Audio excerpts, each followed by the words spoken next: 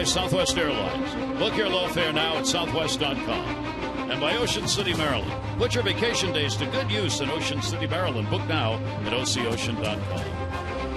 Another beautiful day in Toronto, and the Dome is open. Our BGE home game time temperature is at 77 degrees. BGE Home is Baltimore's home team for heating, cooling, plumbing, and electrical. Why would you call anyone else? Orioles lineup brought to you by Southwest. Book your low fare now, southwest.com. Machado, Paredes, and Parmalee, Wieters, Davis, and Snyder, Hardy, Flaherty, and Lowe. J.J. Hardy, last 10 with a 308 average. And let's take a look at Scott Copeland's pitch arsenal this season. Now, this will only be his second start for the Blue Jays. Fifth appearance, a couple times out of the bullpen when he recently got called up. 72% fastballs, good two-seamer. He's a sinker ball pitcher.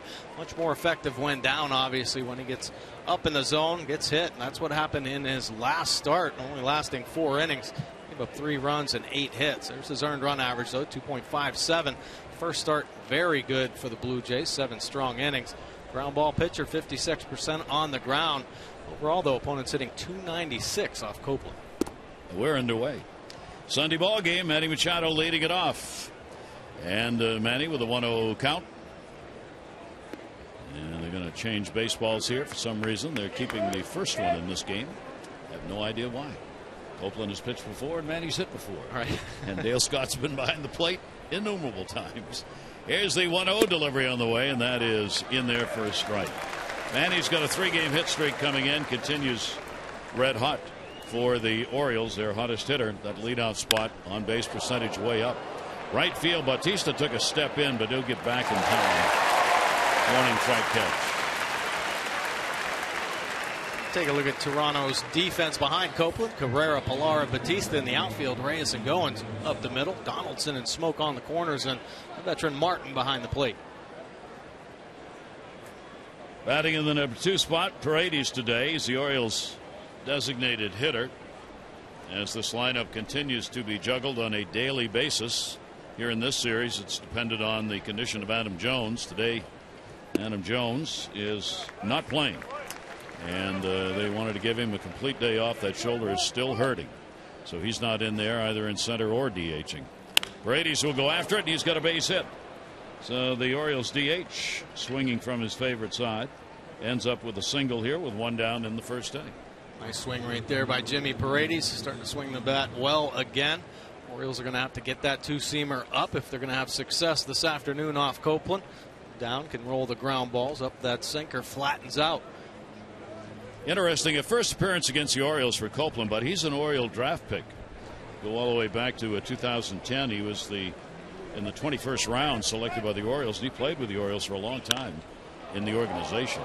Popped out third base, Donaldson going over, and Parmalee's pop-up running out of room. Just out of reach over there. Take a look at Scott Copeland, his career breakdown. Yeah, he was drafted by the Orioles 21st round back in 2010.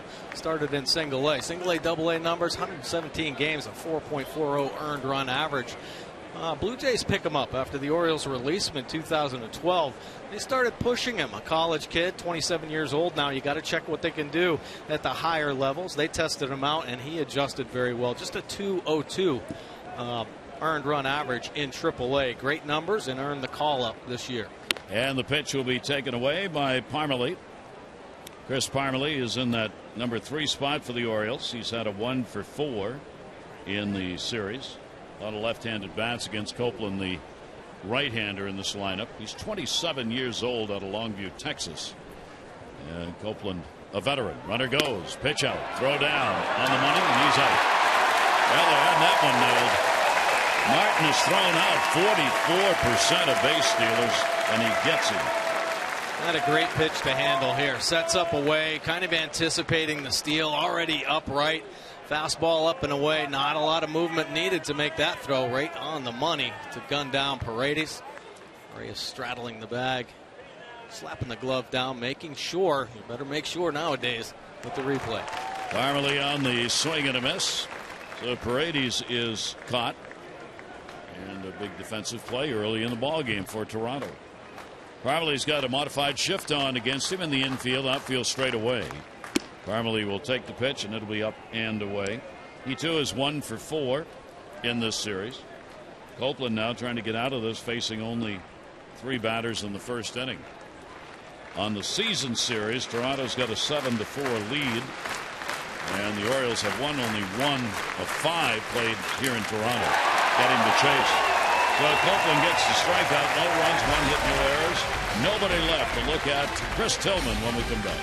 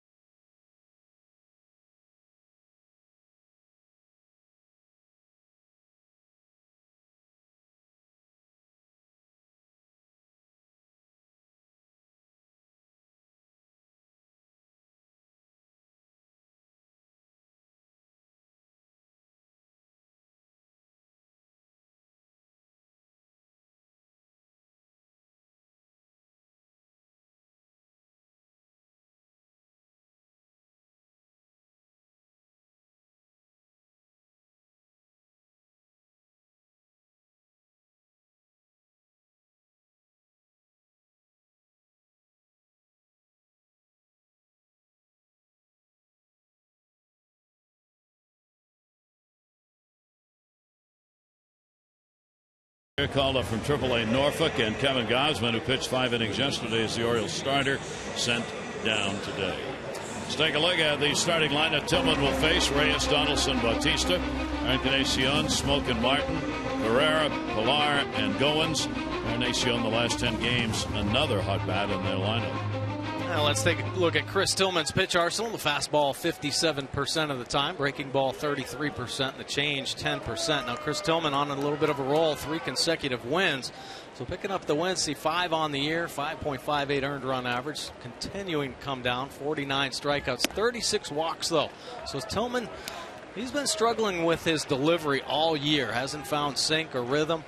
See a fly ball pitcher, 60% of his outs in the air, and opponents hitting .275 off Tillman on the year. Reyes will take the pitch. It is in there for a strike. Reyes has had 3 for 9 in this series. There are some really high averages against Tillman in this lineup. Reyes with one of them, 346 off him. Tillman has not won a game against Toronto in his last 5. Last 5 starts, no wins against the Jays. He is 0-3 this year against them, and is 4-9 lifetime against Toronto. Reyes puts one up in the air. That'll be backpedaling Flaherty, and called off at the last second, and Parmalee on to get it. And take a look at the Orioles defense. Maybe not if Parmalee. Nice play there, calling off Ryan Flaherty. Yeah, Chris Tillman has had his struggles against the Blue Jays this year. 12.51 earned run average in his 3 starts this season. Rocked for some big numbers and a couple early exits, so he needs to pitch better against this Blue Jays team. Here is Donaldson, only 1 for 7 in this series for this outstanding hitter. And Josh Donaldson will take the pitch for a ball. See the numbers on the year, 303 with 17 home runs, 46 RBIs. He's in the top 10 of all of the Triple Crown categories in the American League. Chopper to third, big, friendly hop, Manny Machado. He'll record the out. 2 down. For Tillman this season against Toronto, first start, 7 runs, 7 hits, 2 2/3. Shortest outing of his career at Camden Yards. Next start, he gave up 7 runs, 5 hits, and 4 1/3. That was the 6th time he had given up 7 or more runs in a game. And then the last outing against Toronto, he gave up 5 runs, 9 hits, 6 2/3. 3 runs coming in the 7th inning. So those were the starts he's had against this Toronto team this year. Here is Bautista, 2 for 6 in the series. It is amazing. There have been no home runs by either team in the first 2 games. He takes the pitch outside for a ball. Bautista, 265 lifetime number off Tillman, 2 career home runs against him. And the new baseball being asked for. See a lot of that this year. We've talked with pitchers about that before. Baseball's seemingly every one's a little different, and there are some that come out real slippery. And when that happens, the pitchers send it back in and ask for another one.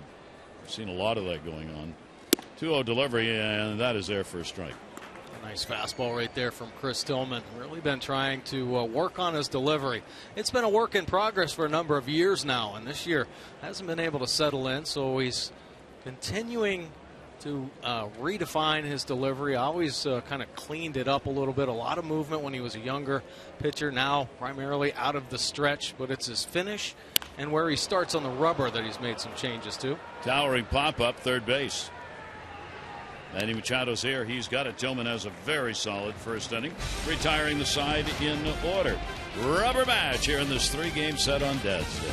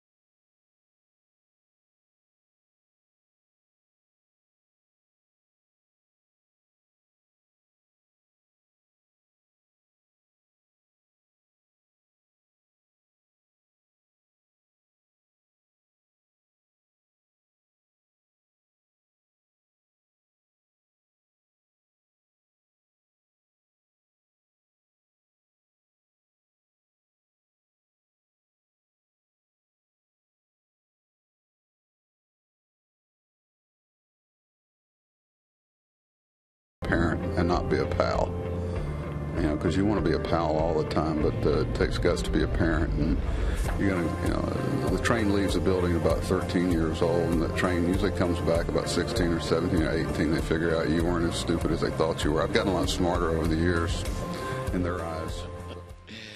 That's pretty good. Kaylee Kirby, our special correspondent. Yeah, you're going to hear some good stories today.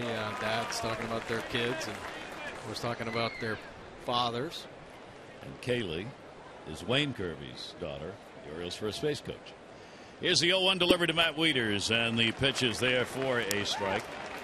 Matt an 0 for 3 in and out of ball games with Caleb Joseph, and he working alternate games behind the plate. Copeland's delivery, and that'll be taken away. Copeland filling in for Sanchez, who is the scheduled starter, but continues on a rehab. Not ready to come back, obviously. Fouled off, so Copeland gets the opportunity here today against his former organization. Yeah, you're seeing this more and more often. Young pitcher, Sanchez with a big arm, but spending time on a disabled list, so you better be prepared in the minor leagues. Copeland gets the call. Nice, easy swing and a base hit to center field. Matt Wieters delivers a leadoff single, the Orioles' second hit of the ballgame. Our Maryland Lottery contestant of the game, Janine Vienna from Salisbury. You won $500 for being selected, $500 more for every Orioles home run hit today. Play baseball buck scratch-offs, win up to $50,000 or enter non-winning tickets for a chance to be the contestant of the game. Visit mdlottery.com/baseball. So with the leadoff man on, Davis coming to the plate. Chris down to 220. He's had a 1 for 8 in this series.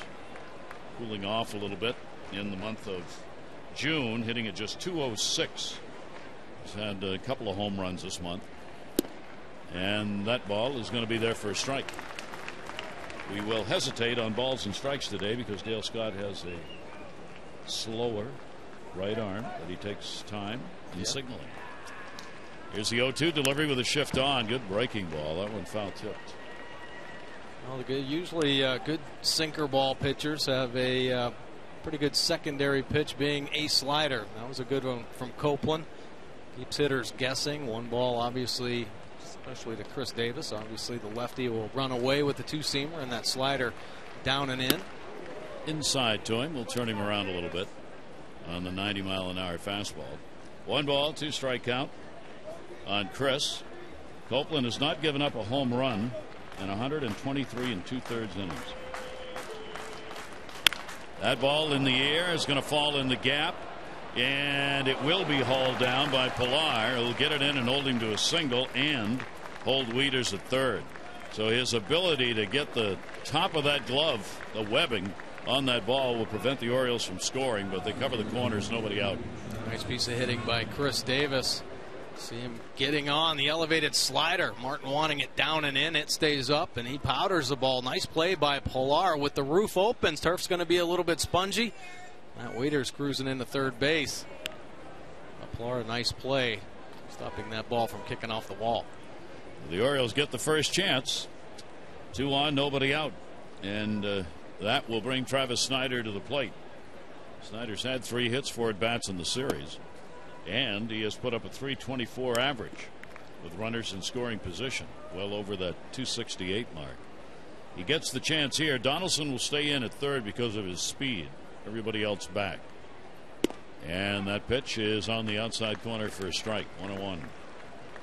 The Orioles 3 for 8 in the first game, 3 for 11 yesterday with runners in scoring position, 6 for 19 in the 2 games. 1-1 delivery. Orioles continue to be number 1. Toronto and the O's have been swapping seemingly on a daily basis the number 1 spot for the best average with runners in scoring position. Orioles 305 right now. Toronto 300. In the air, foul territory, and there'll be no play. Carrera was way over towards center, no chance to get there. Now, Blue Jays have a modified shift on Travis Snider, and Snider's proven that he can beat shifts, uses the whole field. Took a lot of base hits over to left. See Donaldson slid over in that 5-6 hole. Snyder's had one of the best years so far against Toronto of any Oriole hitter. He's got 5 RBIs against him. He's going to add another one right there. Base hit. WIETERS will score. Throw comes in hard. Trying to get a forced play. Bautista at second, not in time to get Davis. So the Orioles are on top. Snider continues it. RBI single, scoring Matt WIETERS 1-0. There you go. 3 singles in a row. Snider coming up with a big hit again. You get the fastball in, that 2-seamer, wanting it to start at the body, but it runs back over the plate. Snider taking advantage of the mistake. Snider gets RBI number 6 against the Jays on the year. Here's J.J. Hardy. Hardy has not had such luck against Toronto this season. 1 for 18 on the year. He's not had a hit in this series with the 0 for 8. First and second, still nobody out. JJ will put that one up in the air. Silo shot at the plate. Martin gets rid of the mask and will make the play. Take a look at our Jeep Inside the Numbers as you look at Ryan Flaherty. Ryan Flaherty took one in the ribcage in yesterday's ball game. Well, most combined hit by pitches in a season series this season. Baltimore versus Toronto, leading the way 18 times. These 2 teams go at it. Texas and Oakland on that list as well, and here it is, wearing one in the ribs. Unintentional there late in the ball game. The loop ended up getting knocked around, gave up 3 runs, lose the game. And Flaherty right back at it. Flaherty will take the pitch on the corner for a strike. He's at a 1 for 5 in this series, hitting .241 in the year. Still runners at first and second, and only 1 away. .273 on the year for Flaherty in these situations. Davis off second, Snider off first, and a swing and a miss on a pitch away. Nice fastball there from Copeland. A good 2-seam movement, located well down and away. But the hit by pitches, you know, nobody really likes to get hit, and I think it happens too frequently with these two teams. But they're both considered probably two of the best offenses, especially in the American League East. You have to pitch inside, and I think it's unfortunate so many hit batters. But you look at the past history, you know, over their careers, Adam Jones and Bautista, it seems like they're always kind of locking horns, getting hit. Well, Adam Jones has been hit 10 times by the Blue Jays in his career, and Bautista 8 times by the Orioles. So it's those guys that kind of set the pace. Everybody else in between. Flaherty will go down the line in left field. Long run again. Carrera going into the corner, but it will go into the seats. And a foul ball. Yeah, the Toronto papers, writers, radio, television people, and I think the ball club too, they've never had a real rivalry for them in the American League, one that stood out. This one with the Orioles is the one right now that seems to be taking that position. Yeah, definitely. You know, for a number of years, the Red Sox and the Yankees controlled the American League East, and I think the Blue Jays felt like something was taken away from them as the Orioles played good baseball over the past 3 years. The Blue Jays felt poised to make a great move. They went out and got a lot of free agents a few years ago, but injuries really set them back. Last year they were on track to take over the East, but injuries once again disrupted their run in the middle of the season.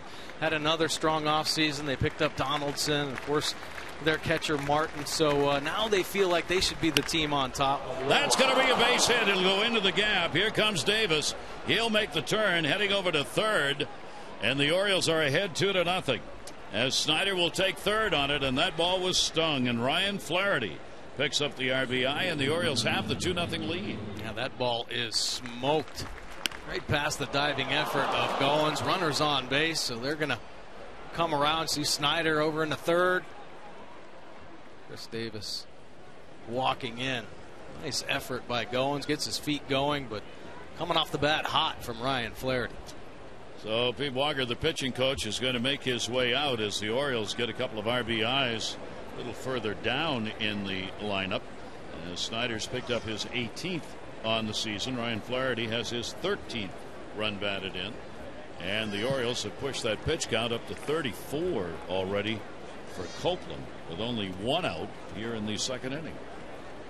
And it's been with the base hits, 4 singles. David Lough coming up. Lough looking for his first hit in the series with an 0 for 4. 224 in the year. He's been a defensive replacement more often than in the starting lineup for the Orioles this year. Copeland's delivery, and that's going to be ripped down the line in right field. That's a fair ball. Bautista up. Snyder will score. Station to station baseball. Snyder scores, 3-0 lead. Flaherty goes to third. Lough gets the RBI, and the Orioles are ahead 3-0. Pounding out 5 singles in this inning. David Lough looking up. Not enough tilt on that 2-seamer. It's staying flat in the zone. Orioles taking advantage of that right now. Nice swing by Lough. Some real good at bats here in the first inning for the second inning for the Orioles. 9 RBIs for Lough now. 3 runs in on 5 hits, and the order turned over. Here is Manny Machado. Machado flied out to right field, his first time up. First and third still, and only 1 away. He'll take it for a strike. Already bullpen action. Bull Schultz, who's been up a few times in the series but hasn't come in to pitch, is the long man today for the Jays. 0-1 delivery. Manny on a foul tip at the plate. Take a look at our Express Stat by Express Care, a LifeBridge health partner. For locations, visit whywaitinther.com. A 1-2 batter since June 16th, and here are the major league ranks. There's the Baltimore Orioles, Manny Machado, and then Paredes, Snyder, and Parmley have fit in, but the numbers incredible. Batting average .415, that's 4th. Of course, on base percentage, slugging percentage, home runs leading the way, and Manny Machado, the huge reason. I mean, unbelievable numbers since stepping up into the leadoff spot. Power numbers. He's laying down bunts, stealing bases, doing it all. 1-2 delivery by Copeland. That's going to be a base hit into center field. That will score Flaherty. Down to second base goes Lough. And the fans oohing and ahhing right now as Manny Machado delivers the RBI. And the Orioles have a 4-0 lead here in the second inning. All singles. I'll take that. Keep stringing the singles together. Not trying to do too much right now. Some nice line drive swings. Another two-seamer comes back over and just catches too much of the plate. And Manny Machado's swing right now is on time, and he is not missing balls on the dish. That'll bring up Paredes, who had a base hit his first time up. First and second now, still only one away. And the pitch is taken for a strike. The Orioles have 7 hits in the game. They are all singles, and 6 of them have been hit here in the second inning off Copeland. And they have been hard hit balls. Paredes will take the pitch away. He is the 8th Oriole to hit here in the second inning. A real struggle for Copeland, and may not make it out of this inning after pitching 7 against Miami in the other start, giving up only a run on 6 hits. That ball goes down the line left field. Carrera's going to go back near the wall. Carrera looking, and goodbye, home run. Jimmy Paredes delivers a 3 RBI homer. And the Orioles just keep them coming. It is a 7-0 lead. And there's the first home run of this 3-game set. The Orioles been waiting for that long ball. John Gibbons has been waiting for it as well, but from his own team. As he trots out to the mound. Orioles offense on fire here in the second inning.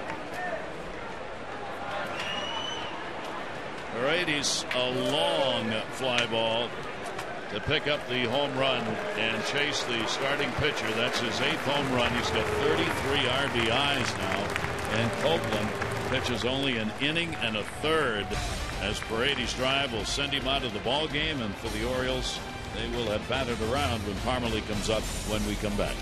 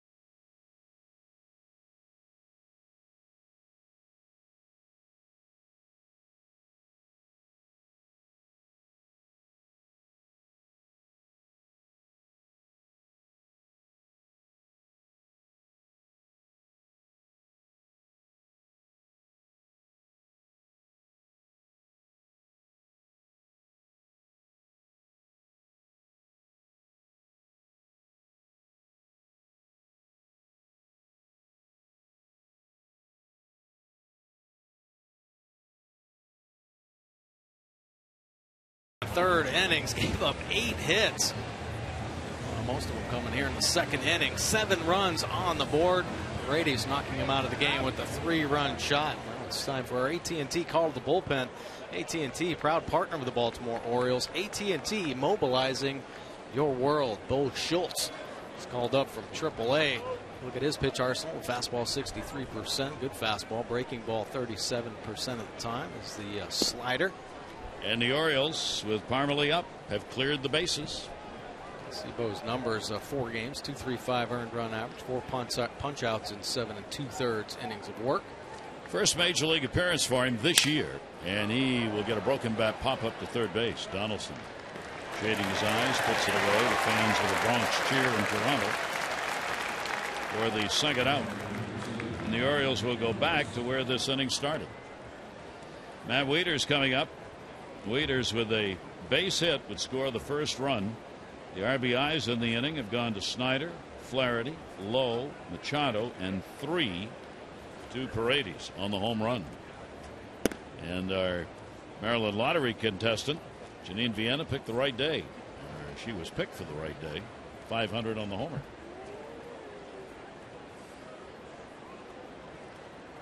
Schultz, the 1-0 delivery. It'll be on the inside corner for a strike, 1-1. You see Schultz, the big arm, 97-mile-an-hour fastball. There's the 4-seamer, 2-seamer. He cuts his fastball as well. 1-1 pitch. That will go all the way to the backstop inside as Wieters jackknifes to the other side of the plate. Well, the Orioles looking to pick up another series win. Long way to go in the ball game, but this is the way to start it. Orioles are 12-8-3 in series play this year. Buck Showalter's club, a couple of games above 500. And the pitch will miss down low. Orioles come into this still trailing a couple of ball clubs who are red hot. Tampa Bay and the Yankees have won 4 in a row each. Tampa Bay leads the Yankees by 1. Toronto's 3 out. The Orioles 4. And the Red Sox 10. And Matt Wieters will draw a walk. So the Orioles will keep it going. And the runner on and 2 down. On Saturday, when the Orioles take on the Indians, the first 25,000 fans 15 and over get the Buck Showalter Garden Gnome. Don't miss this unique keepsake. For tickets, Orioles.com or 888-848-BIRD. Orioles on the road now, 13-20 coming into this one. 2 down, swing and a miss. Davis picked up a base hit and scored his first time to the plate in this inning.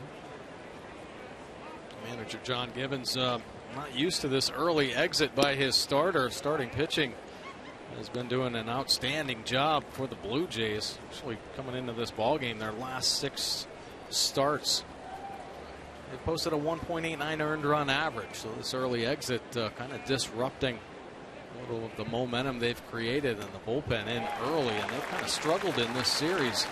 Again, both bullpens touted as a couple of the best in the game. And the Blue Jays bullpen's given up 6 runs in just 4 innings of work. So here, early entrance into game 3. A 1-ball 2-strike count, and that will be inside. So Schultz showing a willingness to throw the fastball at 94 inside. Did it to Wieters, does it here to Davis. 2 balls and 2 strikes on Chris. Wieters close to the bag at first. Justin Smoak holding him over there. And that one's going to be inside as well. So the count goes full, 3-2.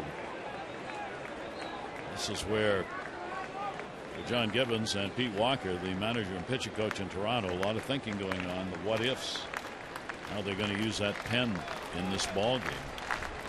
3-2 delivery, runner goes, and he walks him. For the Orioles, a great inning. For Toronto, miserable. Comes on and gets an out, and then walks the next 2 batters. 2 on, 2 down. Snyder gets another shot at it. He's already got an RBI in the inning. He's had a base hit. He too has scored a run. Now Snyder gets another shot with Wieters, the lead runner, at second. Didn't seem like Schultz wanted much of anything to do with Chris Davis. Orioles trying to draw more walks. They only had 1 in the ball game yesterday, and that was an intentional pass from Mark Burley. They've got 2 in this one, only in the second inning. 0-1 count, 2 down. A lot of quieted fans here in Toronto right now. That pitch is going to miss. Martin thought they had it in there. Held it. He's talking to the home plate umpire, Dale Scott. Say, come on, you got to help him out a little bit there. That's a good fastball. 1 ball, 1 strike. Wieters and Davis with the leads, and fouled it. Bounced up and hit him at the plate. 1-2. Pretty good cutter from Schultz. Throws it hard, 92 miles an hour there. Late movement. He's thrown a couple into the lefties.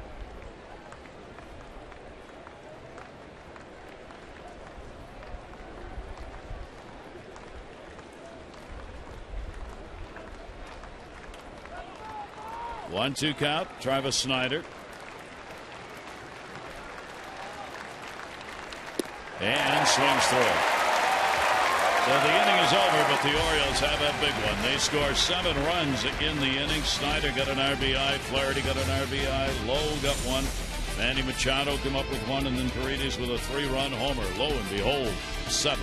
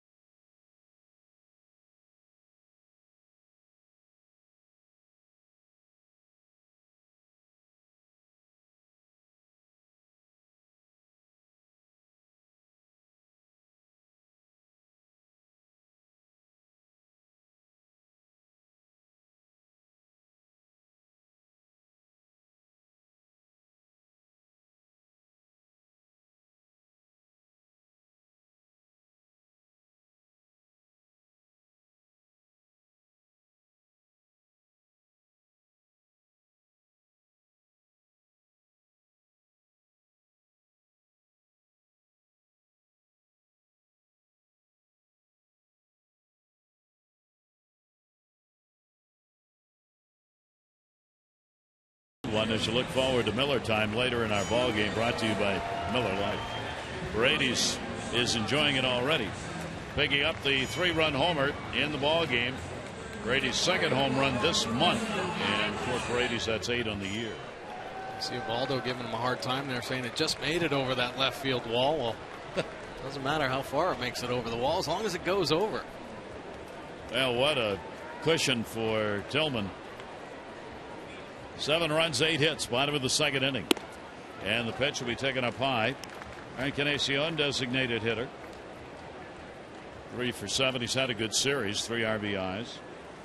302 hitter, 2 home runs off Tillman. And there could be another one if it stays fair. Deep and foul. By that much. Third base umpire Gabe Morales right on it, watching it come down. At the height and distance, just got out in front. Good foul. Just missed a couple yesterday down the right field line. The Orioles shift. Infield plays to pull. Ground ball that way, but foul. So Tillman. A 1-ball, 2-strike count on Encarnacion. Smoke and then Martin to follow. So the Jays with a big comeback hill, and the Orioles with Tillman on the mound now wants to throw a lot of strikes, get these outs quick. That'll be a base hit. It'll roll towards the wall. Encarnacion will head to second base. Throw by Snyder, 1 hopper, not in time. Lead-off double. Encarnacion, he sees Tillman pretty well. 14 for 44 in his career. A few doubles. Look at who's hot, who's not. Manny Machado, extremely hot this season against Toronto. 386, 3 homers, 11 RBI. Justin Smoak, not so hot. Last 4 games, just 1 for 9 with 3 punch-outs. Celebrate the season with the American Standard All-Star event. Visit MidAtlanticComfort.com for amazing rebate and financing opportunities. Justin Smoak with a 2 for 11, lifetime off Tillman. Runner on at second base. Toronto in the series, 1 for 7 in game 1.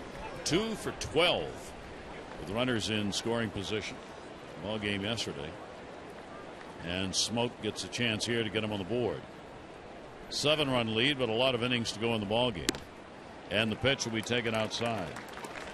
Yeah, even though spotted the 7 runs early in this ball game, with this Blue Jays offense, you have to continue to make quality pitches. Tillman is going to stick with his game plan. Matt Wieters is going to work him well, because this team can explode for runs just as quick as the Orioles did. Oak will foul it back. Leading the majors in runs scored. and a franchise record at the moment, 5.4 per ball game for Toronto. 2-1 strikeout. Flaherty way out in right field on the shift here, and that one's going to be fouled back. Couple that he's just missed, fouling him right straight back. Tillman has been good about working the perimeter. That high fastball has come up big for him, especially in the past few starts. Working the top of the zone, showing that he'll expand up there. WIETERS might try to take it to another level. 2-2 delivery to him, and a swing and a miss. He got him. So Tillman will get his first strikeout. Smoke retired. It was Tillman that took it to another level. Best fastball of the game, 94 miles an hour. Continuing to work that spot up and away. That's the hole. And he peppers it. Great fastball to finish him off. The four-seamer. True action. Great velocity. Canaccio remains on at second base. And here is Martin. Russell Martin, the Toronto catcher, 1 for 3 in the series. He's got a 3-game hit streak. He did not catch or play on Friday in the opener, and then was in the ball game yesterday. Real fine season for him, and as mentioned, he has really added to this powerful Toronto offense. 1-0 count. What Toronto's got to do, somehow solidify their pitching. 1-0 delivery on the way, and that's going to be inside. And Tillman will fall behind him 2-0. Chris, after win number 6, the ball club in his 13 starts has won 6 and lost 7 on the year, with Tillman as the starter. He's got 12 decisions in those 13 starts. 2-0 delivery on the way, and that's popped back foul. Well, Tillman was spotted a bunch of runs in his last start against the Phillies. Orioles offense put 6 runs up in the second inning. Tillman worked his way through there, and even with the long breaks, as the Orioles reeled off 19 runs in that game, he was still able to pitch very well and get deep in the ball game. Here's the 2-1 delivery on the way. That'll be fouled off as Martin is out in front of it. The Orioles will continue their road trip as they will head to Boston. Day off tomorrow. Tuesday, Wednesday, Thursday. Valdo Jimenez, Joe Kelly in the first one. Bud Norris, Clay Buchholz in the second. Orioles have not named a starter for the day game on Thursday. Eduardo Rodriguez, though, will be going for the Red Sox. For the Orioles, probably Gonzalez. That ball up the middle is going to be a base hit. Encarnacion is going to be held up at third. No need to try and get him out at the plate when you're down 7-0. So Martin with a single, 1 down, first and third. Fastball away, maybe too elevated though. Martin getting a good look at it. 2 strikes, shorten up a little bit, slap it back through the middle. So Toronto trying to answer that second inning that the Orioles had. 12 came to the plate, 7 runs, 7 hits, knocking the starter out. Ezequiel Carrera will stand in. Carrera limited service, mostly defensively in this series. Is 0 for 1. The infield will play set for 2.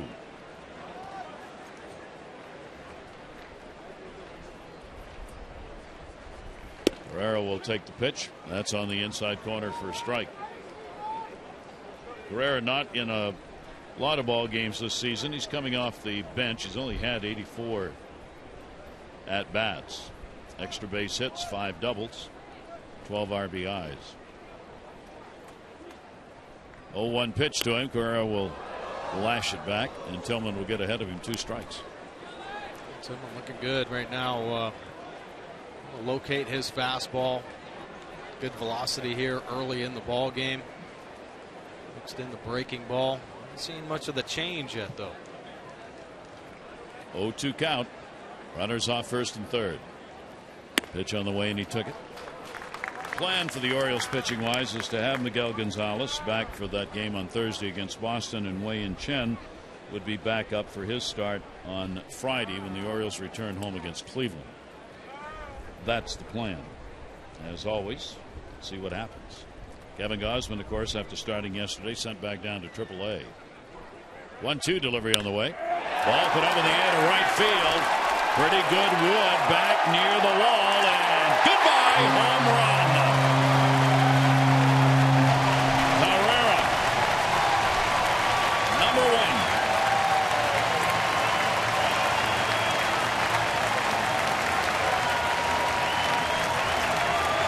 Sometimes can be hard to pitch with the big lead, to execute the quality pitches. This Blue Jays offense very productive all season long.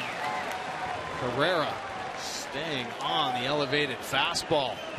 A short swing gets the bat head to it, and the ball is getting pushed out in the corners of Rogers Center. A couple home runs already in the ball game. Ezequiel Carrera makes it a 7-3 ball game. His first home run of the year, just his 3rd major league homer. And here is Kevin Pillar, bases cleared, breaking ball inside. Well, we talked about how there were no home runs hit in the first 2 games of this series. The teams may make up for it here in this one. We've already had 2, both 3-run homers.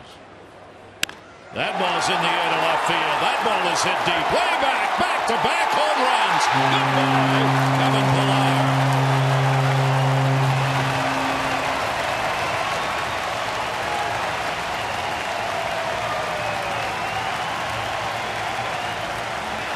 Number 6. I think Pillar got a look at Tillman's first changeup of the game. A little too hard at 85 miles an hour. After the breaking ball misses up, the changeup leaking inside. Matt WIETERS wanting it away. He's on the inner third, and Pillar hammering it over the fence in deep left. So back-to-back home runs, the 4th time this year that Toronto's had back-to-back homers. Carrera and Pillar do it here, and it makes it suddenly a 7-4 ball game. In this inning, 1 out. There have been double, single, and 2 home runs. And Pillar gets his 2nd against the Orioles this season. Goins, second baseman, hitting 9th, 1 for 6 in the series. And he will take the pitch outside for a ball. And we told you these 2 ball clubs, this is how they've scored a lot of their runs this season. Been with the long ball. 1-0 delivery. That's going to miss outside. 2-0. The Orioles are 4th in home runs starting the day. The Blue Jays are 3rd in homers in the American League. Tillman with the 2-0 delivery. And a big cut there, and it's foul back. Not getting cheated on their swings. Maybe the Blue Jays seeing something in Tillman's delivery, possibly tipping his off-speed pitches, because they're letting that bat head fly right now. 2 ball, 1 strike delivery on the way. That ball put up in the air down the line, left field. Snyder going over near the foul line and can't get there. You run out of room.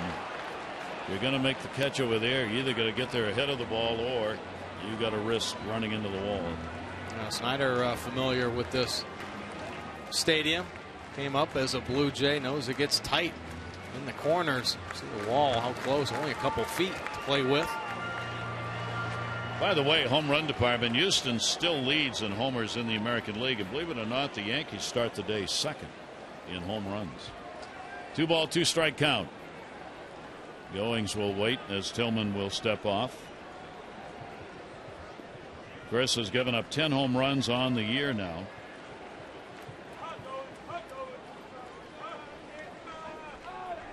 And the 2-2 delivery, and that will be foul back. So both teams making it long 2nd innings for the opponent's pitcher or pitchers. 2 ball, 2 strike count. This is more like the kind of game we kind of expected in this series with these 2 offenses that we did not see in the first 2 games. Pitch on the way, started on it, let it bounce, and the count's 3-2. A good try with the breaking ball. Just overthrew it too much, bouncing out in front of home plate. Want to spike it when you're ahead, get 2 strikes. 3-2 coming up. Tillman on the road, 3-3 this year. ERA much better than at home. 4.3 at home, 6.8 at home rather. That's going to be a base hit. Mercy.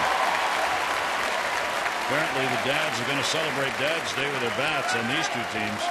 A base hit here in the 2nd inning. Blue Jays trying to answer what the Orioles did in the 2nd inning. Take a look at Chris Tillman this year, or versus the American League East in his career, 2009-11. He's kind of learning his way through, making his adjustments. 2 wins, 5.79 earned run average. Then 2012-14, really on his ball game. Made the All-Star team in those years, but then this year, kind of reverting back to when he started, that 3.04 batting average.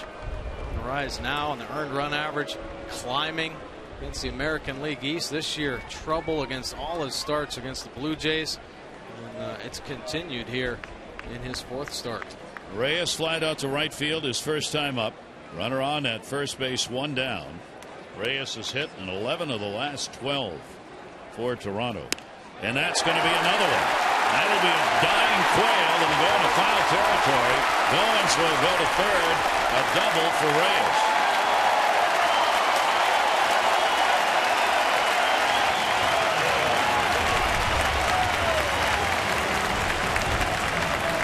Go to the beverage department in this game.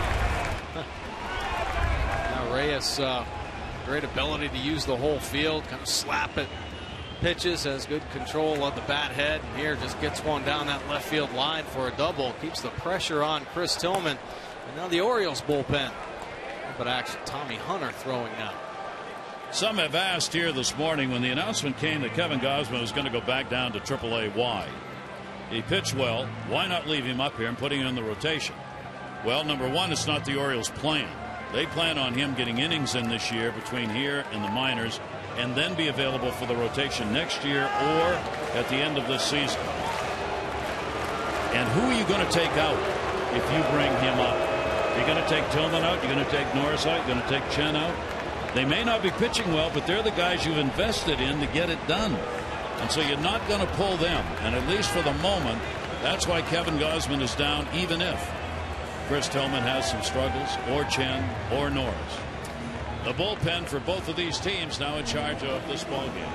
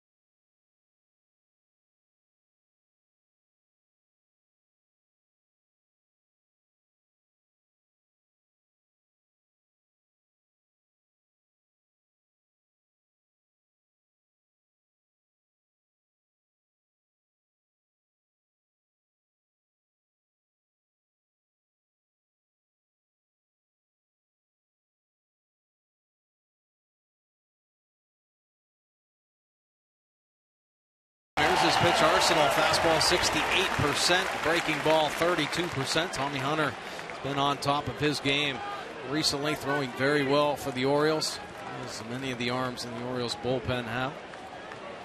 So the Oriole bullpen really will be challenged here. Now Hunter's being brought in to get out of this inning, not for long relief, but to end it right here. See Tommy Hunter, this will be his 28th game, 3.38 earned run average. Opponent's hitting 264 overall off Tommy Hunter. Donaldson 0 for 2 off Hunter, 2 in scoring position. And that'll be foul back. Take a look at Chris Tillman's line. Scott Copeland, the Blue Jays starter, out after 1 1/3. Well, Tillman matching, 6 hits given up, 4 earned runs. Responsible for the runners out there on 2nd and 3rd as well. Just 38 pitches thrown from Tillman. 1 ball, 1 strike count. And that will be a fastball. That will be up and in. 7 runs in the top of the inning for the Orioles. 4 runs so far in the bottom of this 2nd inning. Josh Donaldson grounded out his first time up. He will ask for the timeout at the plate and backs out. Now Tillman will watch while Dave Wallace, pitching coach, and Buck Showalter figure out who the long man's going to be in this game. 2-1 delivery on the way. Swing and a miss on a good pitch. The advantage the Orioles have here is that they got a day off tomorrow, so they got the pen available. That's true. Great slider here from Tommy Hunter. Throwing it a little harder in his last few outings. 90 miles an hour on that slider. 2 ball, 2 strike count. 1 out. And we'll take it full, 3-2.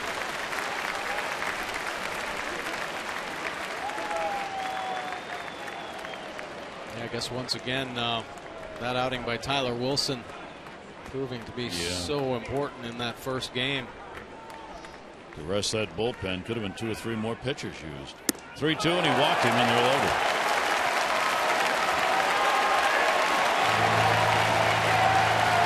And the crowd roaring as Bautista comes up.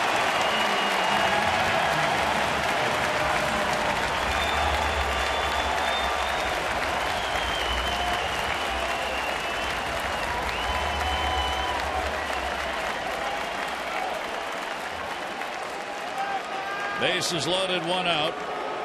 Wieters will go out to talk to Hunter to make sure what they're going to do here with Bautista. He is 7 for 31 lifetime off Hunter. Popped out his first time up in this ball game. Potential go-ahead run is now standing at the plate for the Blue Jays. Outfield deep, bunch to the middle. Delivered to Bautista is a swing and a miss. 91 down and away. That is a great slider from Tommy Hunter. Going so hard. Not many in the game can throw the slider over 90 miles an hour. With the 97, 98 mile an hour fastball. And good breaking ball as well. 0-1's outside. Bautista's had almost the exact same numbers home and road this year. He's had 7 home runs here, 6 on the road. He's hit .253 here, .257 on the road. Infield back for 2. Ball hit in the air, down the line, right field. Will head to the seats. Foul. Hunter will get ahead of him, 1-2. This is the 9th batter to hit in the inning for Toronto. Well, and Bautista is right. He's not just one of the best power hitters in the game. He's just an all-around good hitter. There's a bloop that's going to fall in. It'll score 1. It'll score 2. Reyes crosses. Bautista, a base hit, 2 RBIs. 7-6.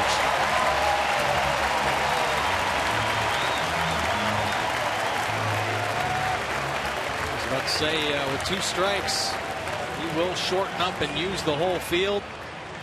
Take a look at how Tommy Hunter worked him. Great slider, 91 down and away. Good take there after recognizing it. 97 by him, but then pulls the hands in. A two-seamer on the inner third. A good pitch from Hunter. With a good hitter, wins there. Finds some outfield turf. A couple more runs score. Blue Jays offense with the big answer. The Orioles put 7 up. Blue Jays with 6 and still 1 out on the board. 47 RBIs for Bautista. 1st and 2nd. Ground ball to 3rd is foul. So the 10th man up in the inning, Encarnacion, who started the inning out with a double, now stands in with runners on at 1st and 2nd. All 6 runs are charged to Tillman. 6 runs, 6 hits in an inning and a 3rd. Now Encarnacion will try and add to the Orioles' misery here, but they still have the one-run lead in the ball game, tenuous as it is. Ball's going to be put up in the air behind second. Flaherty is back. Infield fly rule. He's got it. And a big second out in the second inning. Celebrate summer at Oriole Park, picking up the 2015 Birdland Summer Six-Pack. Choose any 6 remaining games your choice. Save up to 20% off the cost of single game tickets. You can pick the games you want based on rivalries or promotions like the bobblehead date, your choice. For information, Orioles.com/sixpack.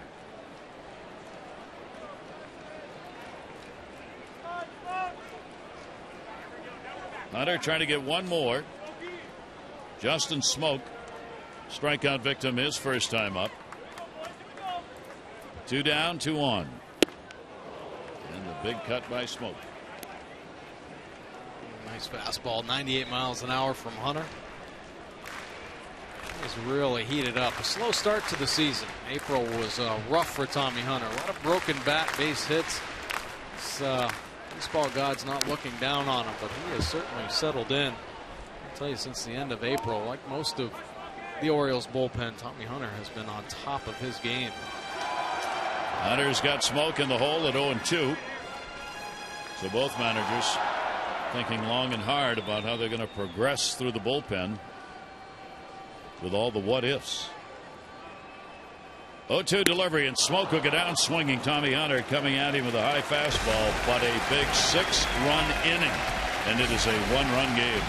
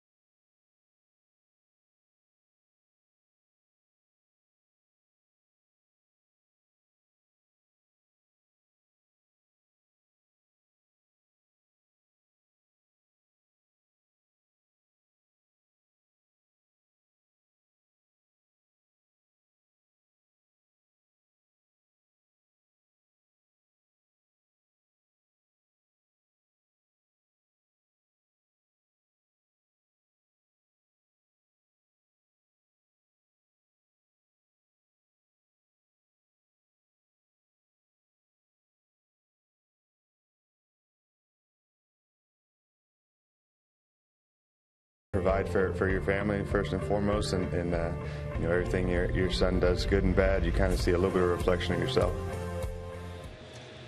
And a new daddy, if you will, as Maverick Luther, born in September 2012, romping around with Dad and Mom. Yeah, Orioles, a lot of new babies on the team.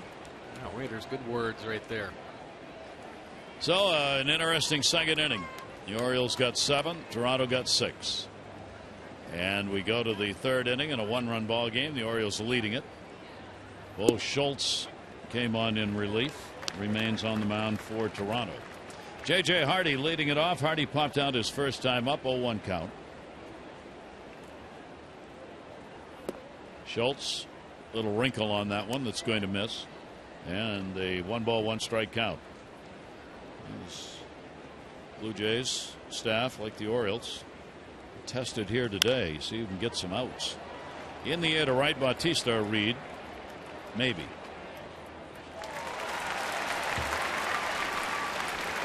Pretty good glare with the roof open here. Sun's in and out. Some high clouds going by, but they've all got the glasses on. And it's way up there today. And when the sun comes out, particularly glaring. It doesn't seem to matter what position you're playing. Anytime a ball goes up in the air, you see an infielder using the glove to shield the sun. bring Flaherty to the plate. Ryan, an RBI base hit, his first time up. Showed bunt as he had Donaldson back at third. The wind direction when the roof is open is up.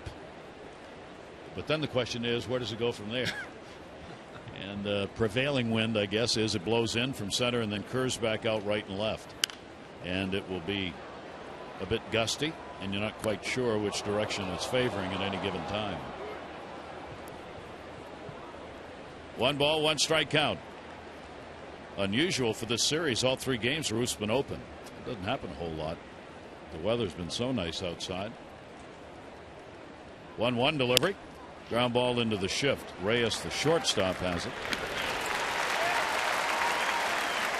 2 down. Let's open up our Major League notebook. Take a look at this date in baseball. Father's Day 1964. Jim Bunning became the first modern pitcher to throw a no-hitter on Dad's Day, no less. And in 1998, it was Jim Bouton's son, Michael. His plea for his dad's ban at Yankee Stadium to end in a letter that was published in the New York Times, and it was effective, as Jim Bouton was invited back by the Yankees the next month to Yankee Stadium after he wrote ball 4. Great act by his son to do that. Bunning, that no-hitter he got, was the first pitcher to pick one up in each league, and Gus Triandos was the catcher in that ball game and became the first catcher to catch a no-hitter in each league. The big Gus. 1 ball, 1 strike count, 2 down. David Lowe. Lowe, a base hit, RBI. Close, not quite. Fastball at 96, revving it up a little bit. 2-1. Yeah, big arm, and making some good pitches here. One of the big reasons why they brought Russell Martin in. A lot of young arms for the Blue Jays, and Martin, the veteran catcher, able to work with them and get the most out of their abilities. Bo Schultz, a very interesting story. The rookie, 29 years old, brought over from the Diamondbacks. The Diamondbacks on the waiver wire. The Jays picked him up, but here's a kid that the Oakland A's picked up in a beer softball league. Down the line, will it stay fair? No. Foul by just that much. Bo Schultz actually pitched in college. He pitched at Northwestern University. Didn't get drafted. Was playing in a beer league, and he made a throw from the outfield wall, and it opened everybody's eyes up. He said, "What are you doing here, man? Go for a tryout." Tried out with the Oakland A's. Oakland A's signed him as a free agent. Pitched for a while. They let him go, and the Diamondbacks picked him up, and now the Blue Jays give him a shot, and here he is, pitching in the major leagues. Softball league was in Brooklyn. He played for the Turkey's Nest Tavern. 2 ball, 2 strike count. Delivery. Swing and a miss. We're standing at the Turkey's Nest, defined online as a dive in Brooklyn. Look out.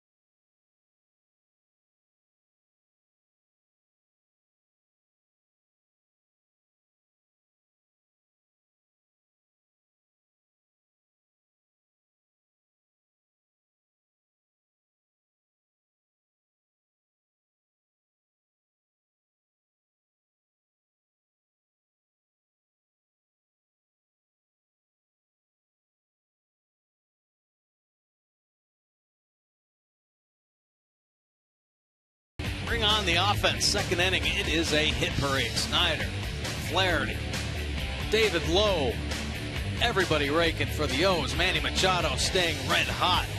Orioles crossing the board. And then Jimmy Paredes with a 3-run shot. Finally a home run in the series. Well, the Blue Jays answer back their offense. Bautista with the big knock. Goins and Reyes. Both teams in the second inning, 7 hits. Orioles with the home run. Blue Jays 2 home runs in the second. Here we are, 7-6 game in the bottom of the third. Remember, Geico, 15 minutes could save you 15% or more on car insurance. Visit geico.com for a free rate quote. Pitch will be in there for a strike as Russell Martin will lead off the third inning. He had a base hit and scored a run in that second inning. Tommy Hunter has worked 2 innings for his high in innings pitched in relief this season against Boston. That was on the 10th of June. Of course, is where the Orioles are headed after this ball game for day off tomorrow, and then 3 games against the Red Sox. So Tommy out there trying to keep it settled. Martin, Carrera, Pilar due up, bottom part of the order. Big part of that 6-run second inning for the Blue Jays. 0-2 delivery on the way, and that'll be hit for a base hit. It'll take a hop. It's going to get by him. Carmely did not play it cleanly. He'll pick it up and hold the runner at second base. As that one just skidded up in the air, it'll be a double for Martin. Pretty good piece of hitting from Russell Martin. 14th double.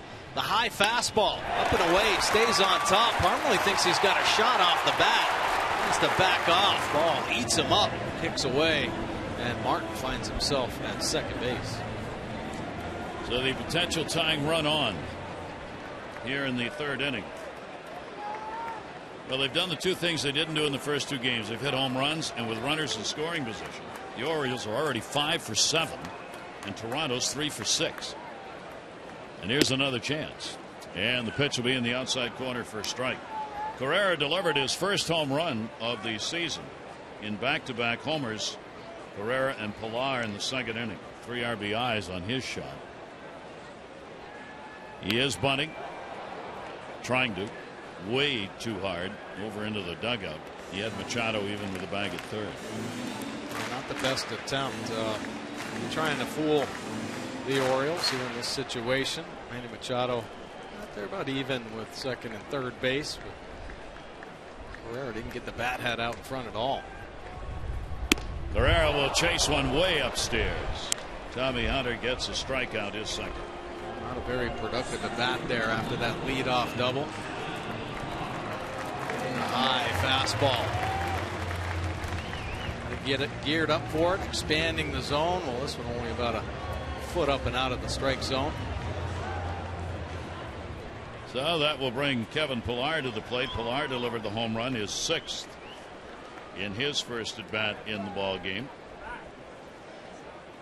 6-game hit streak for Pilar, and the pitch is taken for a strike. Something like that. The high strike call. Pretty good conversation going on there with Dale Scott, home plate umpire, also the crew chief.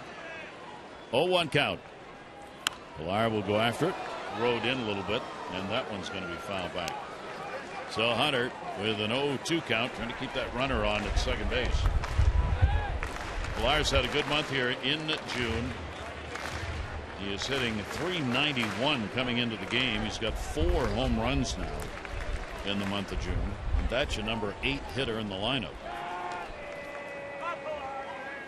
Here's the 0-2 delivery to him. Pilar will reach. Base hit.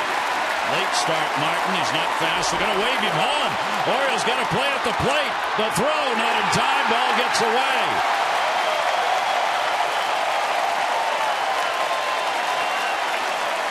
And this game is tied at 7.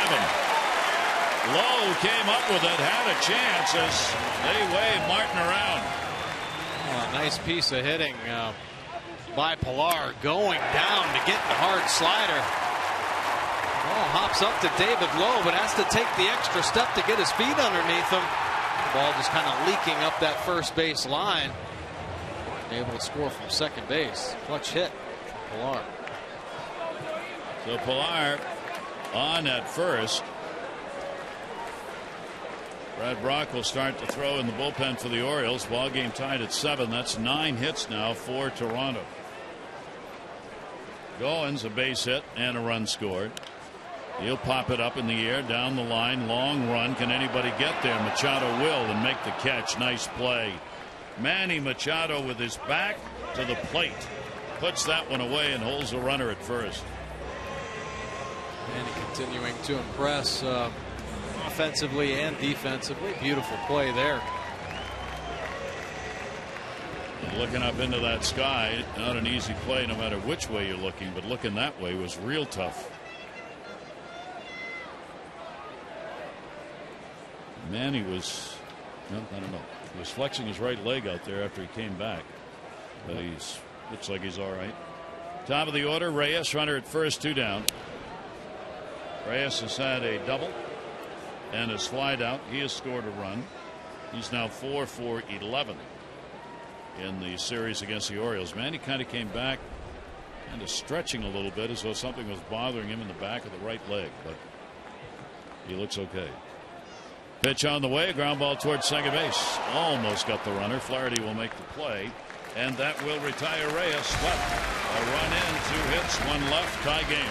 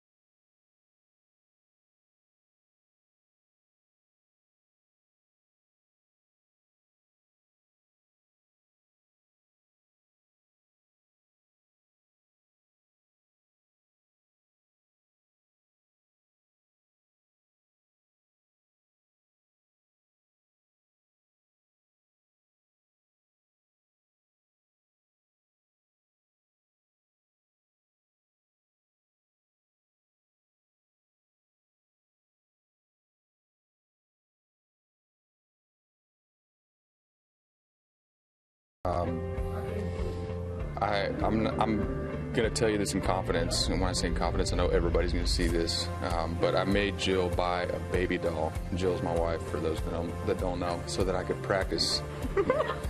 And it was really hard to change the doll. It was because her legs wouldn't move. It was really awkward, but actually changing Ella the first time was not as hard as I thought it would be. Now, that's a great story. Hasn't every dad done that? Right. I know. As Chris says, usually you don't talk about it, but you have to practice. Here is Manny Machado. Machado will go after it. I never understood fathers who didn't want to change diapers, because it can be some of the great fun times with the baby. Absolutely. Laying on the bassinet, telling stories, tickling, laughing. And then there's the other stuff. Yeah, we don't want to go there. Too many of those stories. Machado, RBI base hit. He has scored, and he has flied out to right field. Well, let's see how this thing ends up. Toronto 7 runs, 9 hits, no errors. The Orioles 7 runs, 8 hits, no errors. 3 left on by Toronto, 2 by the O's so far. Not hit particularly hard. Reyes up, Machado digging, and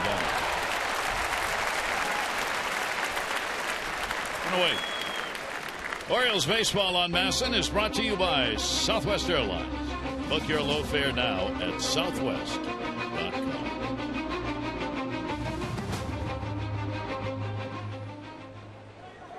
plane was there, you just couldn't see it.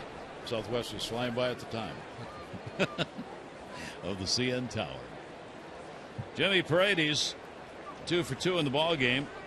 3-run homer, 8th of the year, and he is singled.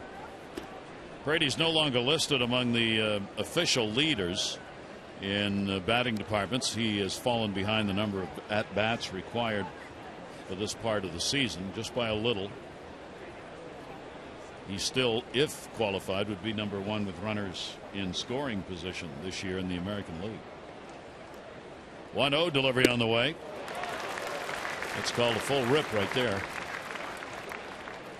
And Schultz showing the big arm, good fastballs, mixing in the cutter as well. Brady's getting that bat going again here in this series. He'll foul that one off. He's had as many as a 12-game hit streak this season, his longest. That came back at the beginning of May. He has put up 16, now 17 multi-hit games. Pitch will be inside to him. And he's had 10 multi-RBI games. I mean, truly a surprise that is now kind of taken for granted for the Orioles. Yeah, pretty amazing start to the season by Paredes. Had himself a great spring. Started the year on the disabled list, but man, when he came off. Inside pitch. A good one. A strikeout. That'll be the second. I think the catcher is going to the dugout. He'll get the whoos and ha's. Yeah, Martin thought it was the third out. Yes, he did. The hard cutter there to get Paredes. Yeah, he'll smile about it. That's a long second inning, wasn't it, Russell? Forget about the outs here in the 4th. He was thinking about the double and the run he scored in the last half inning. He had Schultz fooled, though. Schultz was looking at him and started to walk with him. Yeah, I'll go. What the heck? But he's my catcher. He must know. And there are 2 down. Chris Parmelee up. And that'll be fouled back. Parmelee has popped out, strikeout. 2 down here in the 4th inning. Second inning, the big one for both ball clubs. The Orioles got 7 runs, 7 hits to take the lead. Toronto responded, 6 runs, 7 hits, and tied it up with the Pilar single in the last half inning. Pitch will be taken down low. Count goes to 1-1. When the next Kangaroo Court is held by the Jays, that'll be a heavy, heavy fine on Martin and relentless taunting. Yeah, and it might be held after this inning's over, right in the dugout. Foul back. He may have trouble getting a lawyer to represent him at the Kangaroo Court. You may have to ask around. That was too obvious. And we have it on video.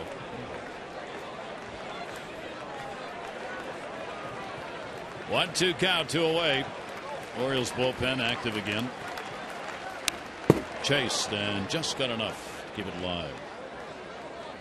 Red Brock has been throwing, is ready. Tommy Hunter's worked 2 innings, which is the longest he's worked this year. So he's going to be out and Brock will be in.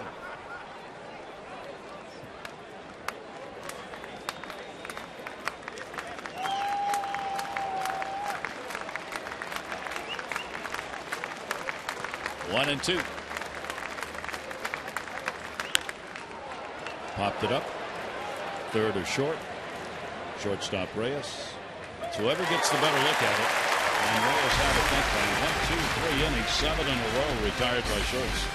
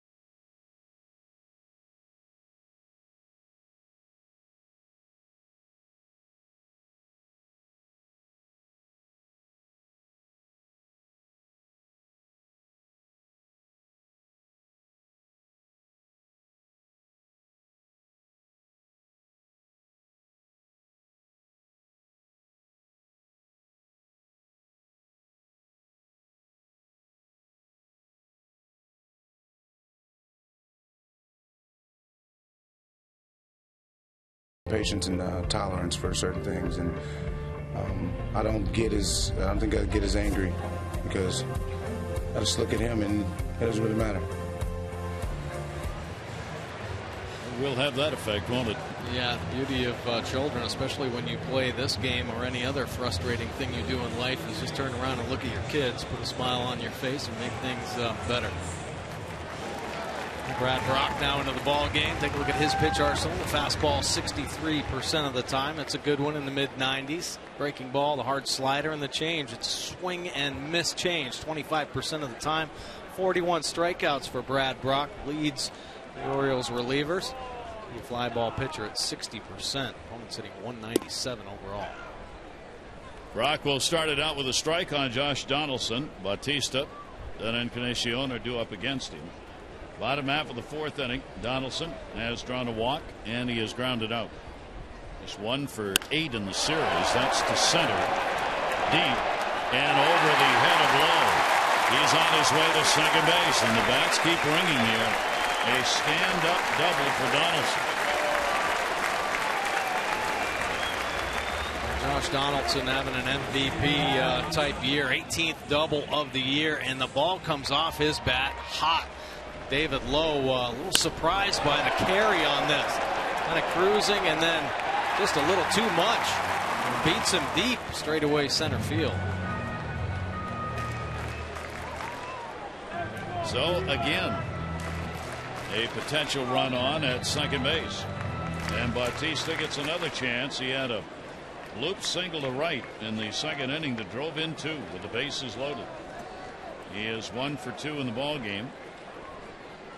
Nobody out, and the pitch will be taken down low for a ball. Bautista with runners in scoring position, 300. A couple of home runs on the year, real solid. Drills that one way back in center, and goodbye, home run.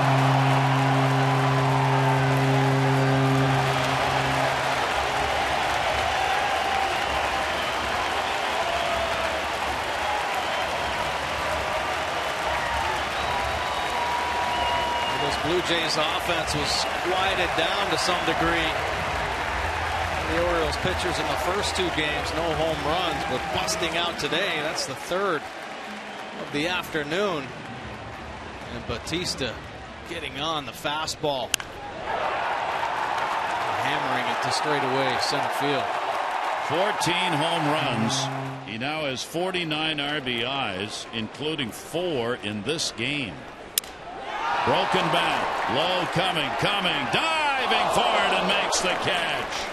David Lowe on a line drive, sinking away from him, retires Encarnacion for the first out of the inning. Nice play, balls flying all over the place. David Lowe getting his running in today. Diving play as that ball's dying off the bat of Encarnacion. Not hit hard as he splinters the lumber. A busy day for Lowe in center. 9-7. Toronto on top with 11 hits. Pitch is in there for a strike. Justin Smoak.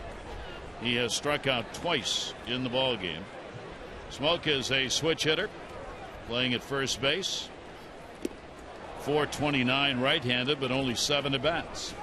All the others, 99 of them, from this side of the plate, where he's hitting .247. 4 of his 5 home runs hit left-handed. For the Orioles, what's going to happen next day for both of these teams? That'll be inside. Bautista on the home run. That's his 3rd this year against the Orioles. Bautista now has 12 RBIs against the Orioles this year in 12 games. There he is. Justin Smoak 1 and 2. And that'll be a ground ball into the shift. Flaherty in right field makes the play. And there are 2 down. The Orioles are going to return home Friday to begin a 3-game weekend series with the Indians. That night, don't miss the season's next fireworks night. Stay after the game. Birdland skies light up with some great fireworks. Celebrate the summer. Family, friends at the yard. For tickets, Orioles.com or 888-848-BIRD. So Martin's had a big day. Double, single, 2 runs scored. Martin now has a 4-game hit streak. And will take the pitch on the inside corner. Good pitch by Brock that broke back in. Tommy Hunter worked an inning and 2/3. Gave up a run on 3 hits with a walk and 2 strikeouts. Swing and a miss. Good hard delivery down and away again. 0-2. Real tough. Starts him off with a slider right at him. Bails him out of the box. So you get that first pitch to get the front hip moving, and then he dots a fastball down and away. Well, Mark's going to be pulling off. Nice job getting ahead. Brad Brock, this is game number 7 against Toronto this year. He's worked 9 innings prior to today against the Blue Jays, giving up 3 runs on 6 hits, 13 strikeouts, and 4 walks. And that'll be fouled off, keeping the at-bat alive for Russell Martin.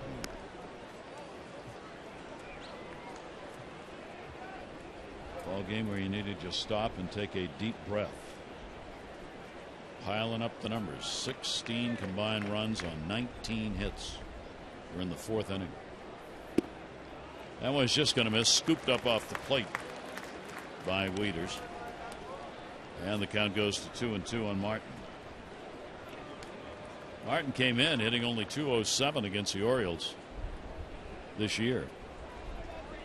He's picked it up today already. 2-2. Brock was ready to leave. Dale Scott, the umpire, wasn't. A real good fastball. Take a look at the pitch track. Making some real good pitches, and this one is all over the dish. I think everybody thought it was a strike. Scott. Puts that one into the seats. Sellout crowd here yesterday, and I'm sure again today. 46,018 yesterday. They'll have that many, I think, on hand today, even though there are some empty seats. Tickets sold. 3-2, 8th pitch of the at bat. Martin waiting on it, and he went. Home plate umpire makes the call. Martin's walking down saying, "Get help." Scott saying, "I don't need it." Martin, ooh, close to being heaved. Scott, to his credit, the home plate umpire walks away.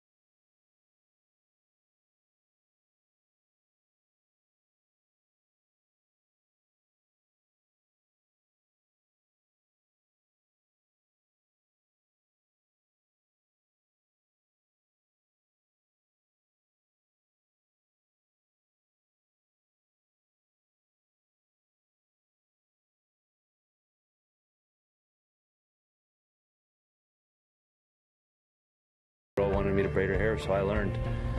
So, I've been preparing to have a daughter my whole life. I didn't have any sisters, but I look forward to those little things that she's going to make me do that I don't necessarily want to do. And he's looking forward to it. How about that? Yeah. 9-7, Jays on top. Phil Koch now in for the Blue Jays. He was released by the Cubs. Blue Jays picked him up. There he is, 77% fastballs. Good fastball, 91 to 94. He's an aggressive pitcher. A lot of years with the Detroit Tigers, 5.25 earned run average in his 17 games this year. 11 punch outs in his 12 innings of work. Blue Jays hope he can get back to form he was in a few years ago with the Tigers. It's hitting 298 overall. So Phil Koch comes on. Bo Schultz did the job as their first reliever. Matt Wieters will take the pitch up high for a ball. Schultz went to 2 2/3, didn't give up anything. He had a couple of walks, a couple of strikeouts. 1-0 count on Wieters. Matt has singled, scored, and drawn a walk. And he will foul that one back. Matt, of course, switch hitter, so turning around here on the left-hander. He's had only 7 at bats from this side of the plate, 1 for 7. 1 ball, 1 strike count. Only in the 5th inning here, and a lot of offense. And Wieters will take the pitch up high. It's Liam Hendricks loosening up in the bullpen. We're going to see about everybody you can pitch is wearing a uniform in this game. 2 ball, 1 strike count. Yeah, a little surprised they already have action. Actually had a pretty decent outing. Koch did against Boston on the 14th. He went 2 innings, 2 scoreless innings. It was the longest outing he had since last August against the Yankees. Wieters with a 2-2. And Koch will go full. 3 balls, 2 strikes. Wieters 0 for 2 off Koch in his career. Davis, Snyder due up here in the Orioles half of the 5th. Another one foul back. Matt keeps the count full. 3 balls and 2 strikes.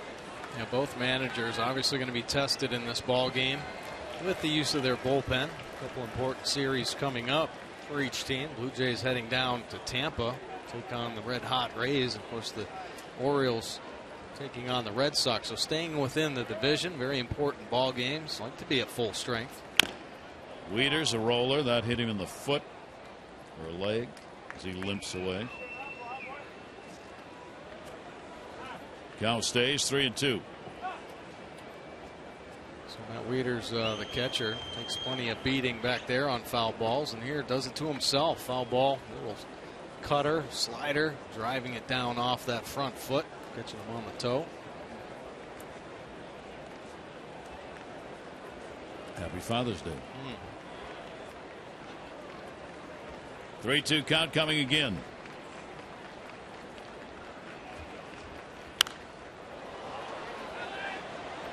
Wieters providing some souvenirs as he backs another one up behind home plate. So Matt working Koch. Matt Wieters, real good swing from the right side. Obviously the left side better power numbers, but a more consistent stroke, a little shorter. 9th pitch of the at bat, 3-2, and he throttles that and gets it.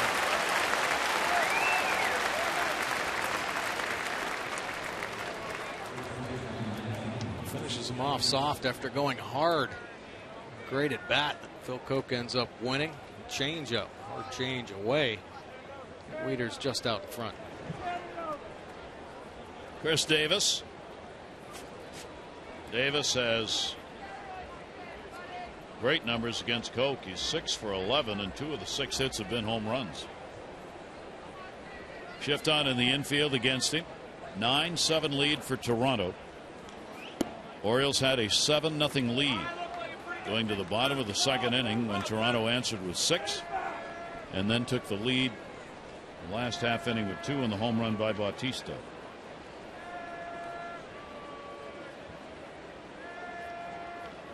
One-oh count. Davis lifts it in the air, left center field, way back, and goodbye, home run. Almost the exact same spot where Bautista hit his. Chris Davis delivers the long ball. The Orioles cut it to a 1-run ball game on his 15th of the year.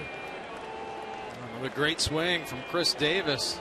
15th homer, and the numbers so good off Phil Cope. Feeling good when he steps into the box. It shows on that swing. A 9-8 game. So Paredes and Davis have homered for the Orioles. Now Snyder's got an RBI base hit, a run scored, and he has struck out.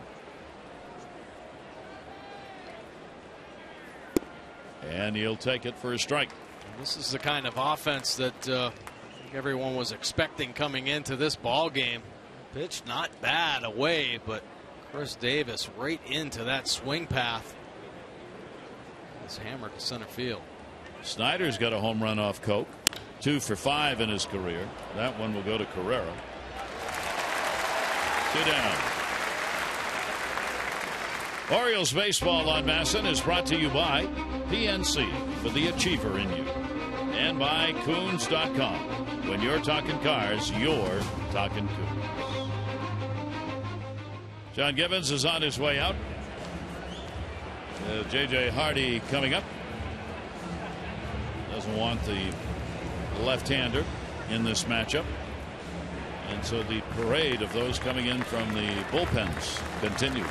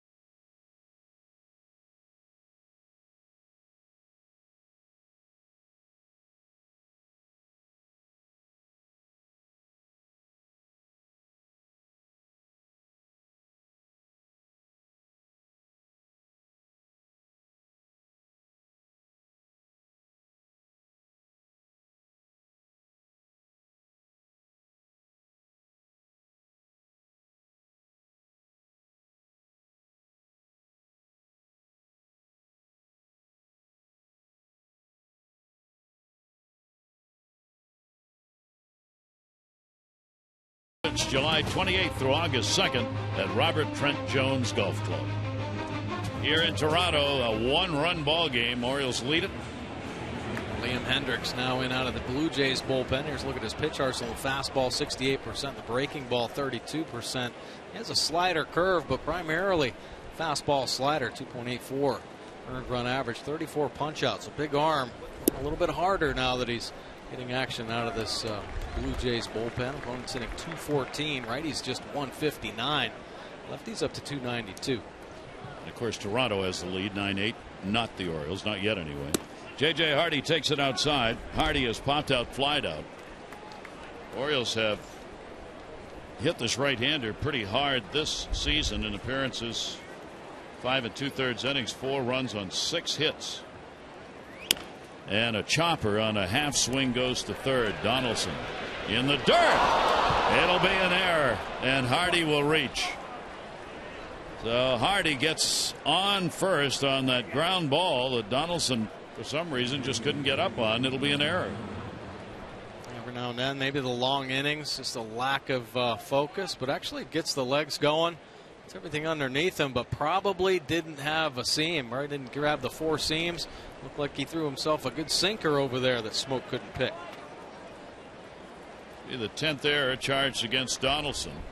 The Orioles get the potential tying run on with 2 down here in the 5th inning. And Ryan Flaherty, RBI base hit, and he is grounded out. Be our first error of the ball game. Flaherty will go after it and foul it back. Toronto 9-11-1. The Orioles 8-9-0. Both teams have gotten them on and have gotten them in. Flaherty an 0 for 2 off Hendricks in his career. The 0-1 foul back. Liam Hendricks 0-2. Attention O's fans, Masson wants to upgrade your fan cave. Show us how you're backing the Birds while the team's on the road. Tag your tweets using hashtag #OsCouchCam to be automatically entered to win autographed memorabilia. Follow at Masson Orioles on Twitter for more info. Flaherty with a 2-strike count. Hardy off first, but not by much. Ball gets away. Martin gets rid of the mask, finds it, and holds the runner. A good block there from Russell Martin. He wanted that breaking ball down in the dirt, so he's expecting to drop to the knees and smother the baseball. Fundamentally sound behind the plate, keeps it right in front of him. 1-2 on Flaherty. Reyes has moved to the other side of second base, the Toronto shortstop. 1-2 pitch on the way, and it goes the other way to left field. Carrera into the corner and makes the catch. So the Orioles will get one back. The long ball. Chris Davis delivers his 15th of the season, and the Blue Jays lead is cut to 1.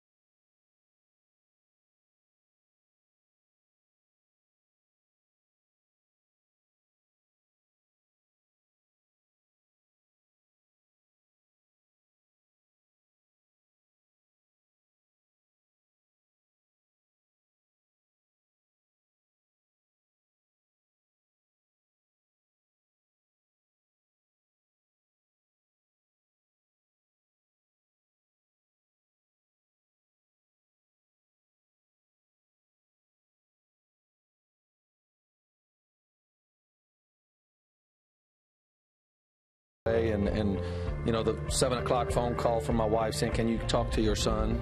And he struggling to get up to go to school and giving her a hard time, can't pick out his socks or whatever it is, won't get out of bed because he was up all night texting and trying to handle issues that happen when you're away from home with the kids. That's probably the toughest thing.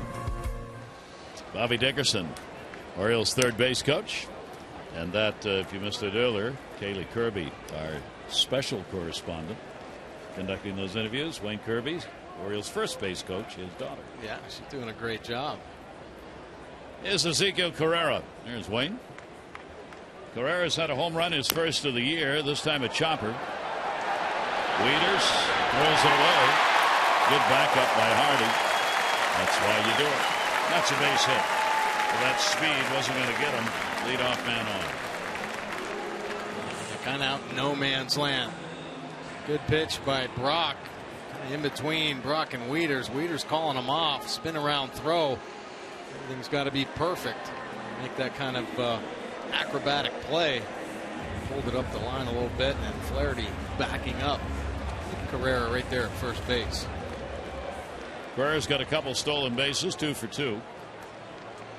Pilar, Goings are due up in the top of the order. Pilar's already had a big day. Home run, single, 2 RBIs, a run scored. Breaking ball. Brad Brock coming on to work again here in the inning. Second inning of work for him, giving up the home run to Bautista in the 4th. 12 hits now for Toronto in the game. Pretty good lead as you see him scurry back to the bag. He was extending the lead pretty good, kind of forcing Brad Brock to pick over. Good look at his move. Base stealers against Brock, 1 for 2.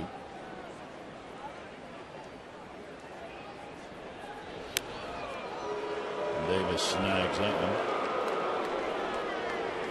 Kevin Pillar waiting at the plate with a 1-0 count. Ball game very much to be decided. The way these two teams' offenses have gone today. 1-0. Big lead at first. Not going. And the pitch down low. Pretty good lead over there, though. Let's see if he thinks he's been able to walk it off far enough to take off. Already kind of disrupted Brock with a couple pickoff plays. Not going. Pitch is going to miss down low. 3-0. Finding himself behind here to Pillar. So the extended lead and just a thought of maybe a stolen base takes the focus off Pillar. Now in trouble. 3-0. He's taking, not close. So Brock surrenders the walk, and Toronto has a couple on with nobody out. On Sunday, the first 20,000 fans 15 and over at the Orioles-Indians game at 1:35 are going to get the Orioles cap presented by DAP. Annual fan favorite. Enjoy a summer afternoon at the Yard. For tickets, Orioles.com or 888-848-BIRD. Next Sunday. WIETERS out to have a word with Brock. Both starters only worked an inning and a third.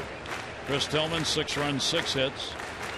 Scott Copeland, 7 runs, 8 hits.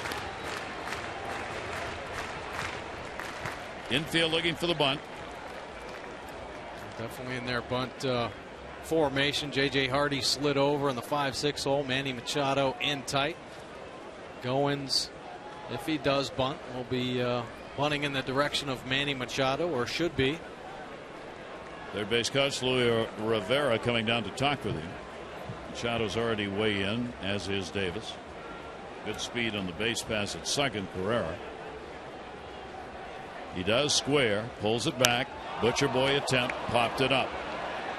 Coming over Hardy. He's got the best angle, but Machado finds it. Wow. Manny Machado had a long way to go because he was coming in for the bunt and then had to get back there, and he does that as well as anybody. Well, a couple great plays in this ball game from Machado on identical fly balls. Turned away from home plate. Has to keep the great concentration. When your head's back, your eyes are wobbling a little bit more. Head's out of balance. So you got to have the good focus. Nice plays there from Machado. So the unsuccessful attempt to move the runners up. Goins, now Reyes. And the ball bounces away. Reyes has had a double and a run scored. He is 1 for 3 in the game, 4 for 12 in this series. Carrying a real hot bat for this Toronto team. They lead by 1, trying to add on here in the bottom of the 5th inning. Runners off first and second. Pitch will be outside, 2-0. Reyes, 375 number with runners in scoring position. Up on top for the Rays. Pitch to him. One he wanted right there. Muscled that one back. Gets himself in the 2-0 count, and he lets it fly. He's thinking about doing some damage on that swing. 95 from Brock. Just a little too big, following it straight back. Carrera off second, Pillar off first. Infield looking for 2. 2-1 delivery on the way. Reyes will take it. It's a strike. So Brock gets it evened up. Reyes don't like that call. Matt WIETERS, good job receiving the ball, pulling it back into the strike zone, giving Dale Scott a good look, and all favors Brad Brock.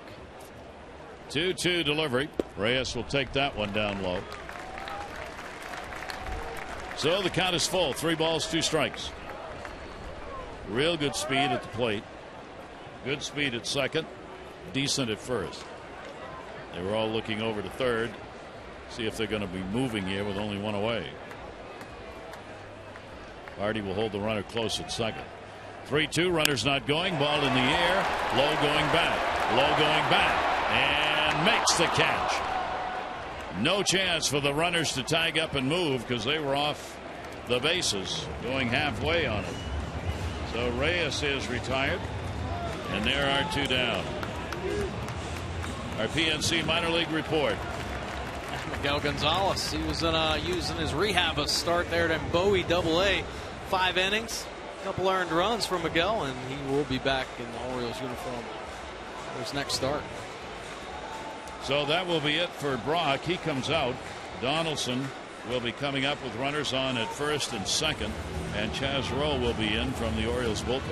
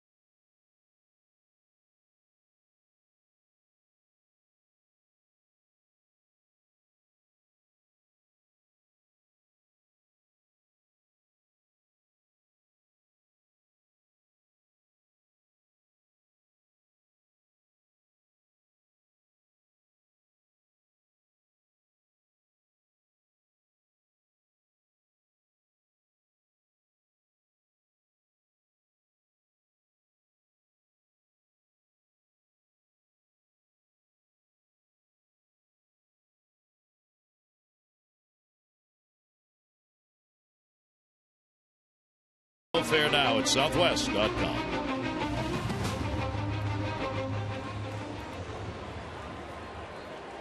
Chaz Rowe now in the ball game. Fastball 67% of the time. Breaking ball 33%. Earned run average 106. He's got 2 wins. Chaz Rowe's been awesome out of the Orioles pen with 19 punch-outs. Donaldson 2 on 2 down. He will take the pitch for a strike. The opponent's hitting just 183 off Chaz Rowe. Both lefties and righties not doing much damage. Big at bat in this ball game. 0-1 count, 2 away. And a big cut by Josh Donaldson. He had a double his last time up. Donaldson has had a 1 for 2 and a walk in the ball game. Yet another hot bat in the lineup. He's hit safely in 12 of the last 14 games here at home. 0-2 the count. Ground ball. Perfectly positioned Flaherty. He'll get to the bag and record the out on Pilar. No runs, 1 hit, 2 are left on base. It remains a tight offensive game.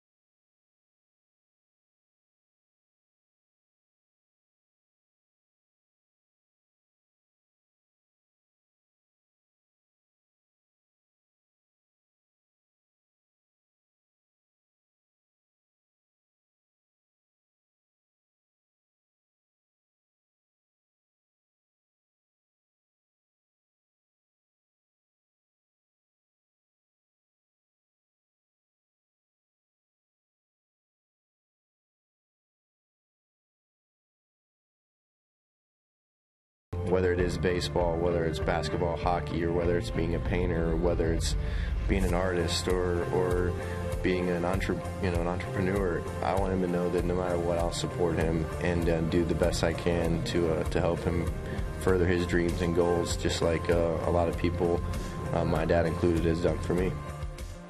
Daddy Caleb right there, sharing catching duties with Matt Wieters. Here it's 9-8. Jays on top. Offensive game rolling along. We go to the 6th inning. Orioles will get David Lowe, number 9, and Manny Machado and Paredes due up. And the pitch taken for a strike. Lowe has had an RBI base hit, and he has struck out.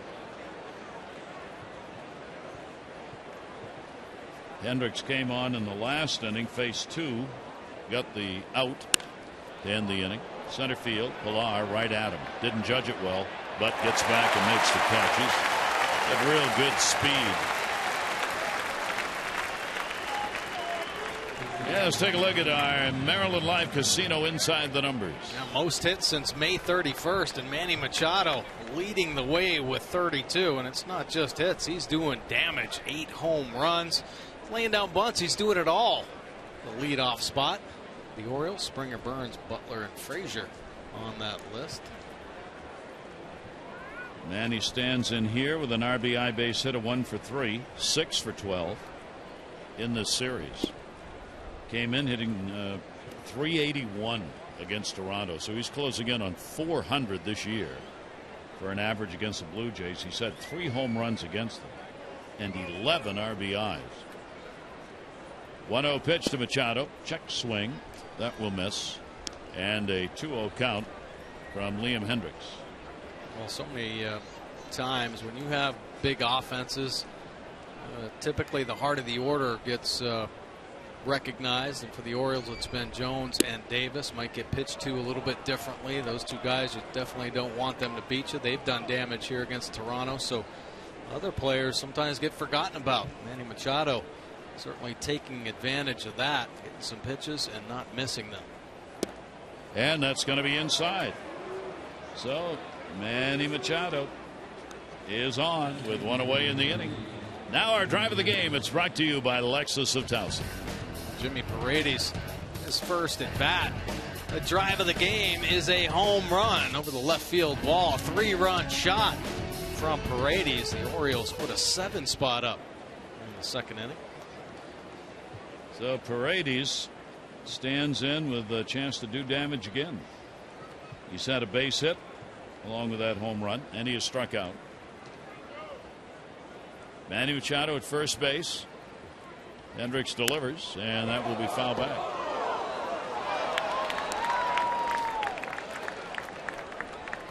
Jimmy Paredes trying to get the Orioles back on top. Toronto up by 1, 9-8. Long way to go in the ball game, and not a lot of pitchers left to pitch, which is why I'm looking out into the Toronto bullpen, and it looks like there's a starter out there by the name of Aaron Loup. Aaron Loup took the loss in yesterday's ball game. Orioles bullpen, a couple rookie pitchers down there. Michael Gibbons, of course, Oliver Drake as well. Manny fakes a go. Martin responds by faking a throw. 0-2 count on Paredes.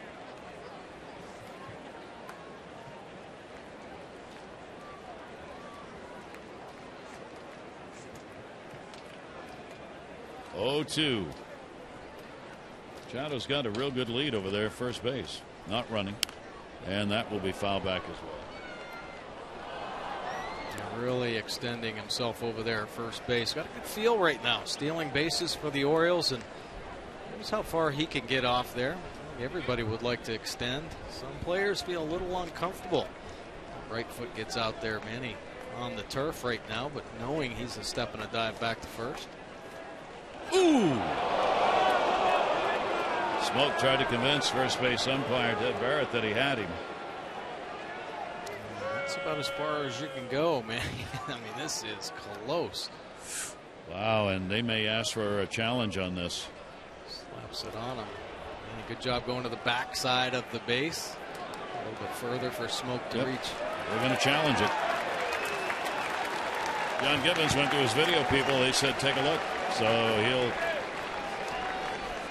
challenge the call at first base, which was safe.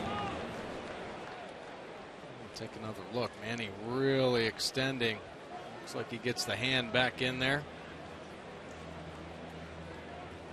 Diving to that back corner of the base. Don't want to go any closer to the first baseman. Make it as hard as can on him. Put the tag down. Under the rule, of course, while we're waiting, the fans get a chance to watch it on the big board. That's part of the rule on replays, that you have to put the play up on the video board. So Barrett, first base umpire, Dale Scott, crew chief, is working the plate. Go over to listen for the response from New York. Is there enough to overturn the call, or enough to hold the call? They'll look at every angle they can get fed into them. This is up close and personal here. Looks like he's on the base there, swiping the glove. Appears to be a good call. So that wind's blowing the shirt sleeve there of Dale Scott. We told you it's in here. It could affect the game, affect balls head out to right or left. Just very hard to tell. John Gibbons, the manager, challenge here a long time in New York as they review this, because Machado represents a potential tying run. The answer is thank you. There you go. Nice call. Barrett over at first base. Good job by Manning. That's about as far as he can get. That's a pretty solid pickoff attempt from Hendricks. Smoke slapped the tag down. Don't want to go any further than that. So Jays have used their challenge. 2-strike count on Jimmy Paredes, 1 down. Machado still at first base. Hendricks threw a few, waiting. Runner goes, swung on, ground ball, out of the reach of Goins, and over to third base goes Machado. And that's how much that call mattered. And the Orioles have runners on at first and third, only one away. Paredes has got a 3-hit ball game. Man, he had a great jump at first base as well. Nice piece of hitting by Paredes. Got to protect with 2. The breaking ball down. He stays on it. Just past the diving effort of Goins. Manny Machado. Quick turn to the outfield. Didn't look in. Probably got to start practice turning that head in to see where the ball is off the bat. That is Paredes' 17th multi-hit game and the 7th in which he's had 3 hits. So Liam Hendricks is done, and Luke, the pitch yesterday, will come out of the bullpen.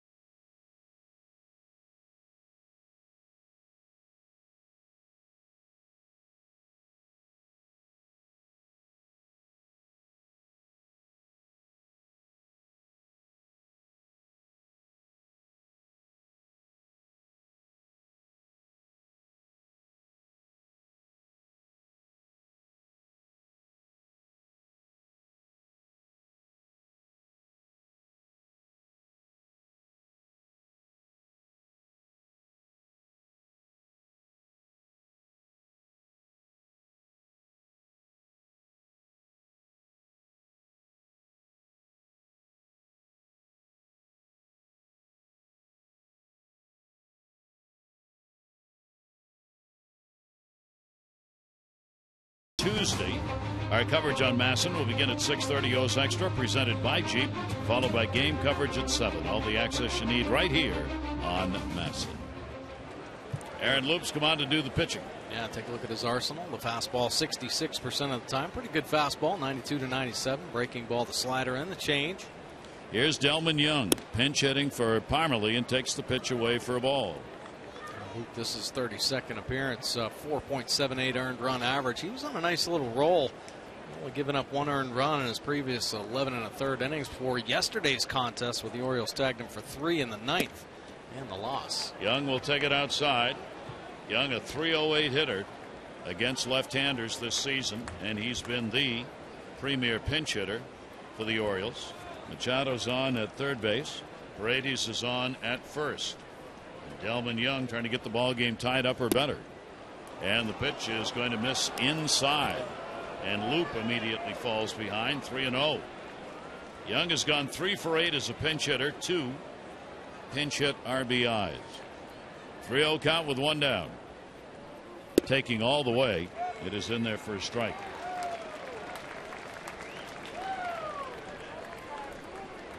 See those incredible pinch hit numbers, 345 with a homer, 8 RBI last year. A monster for the Orioles. Young on a big swing as Luke backed off it a little bit. And a 3-ball 2-strike count.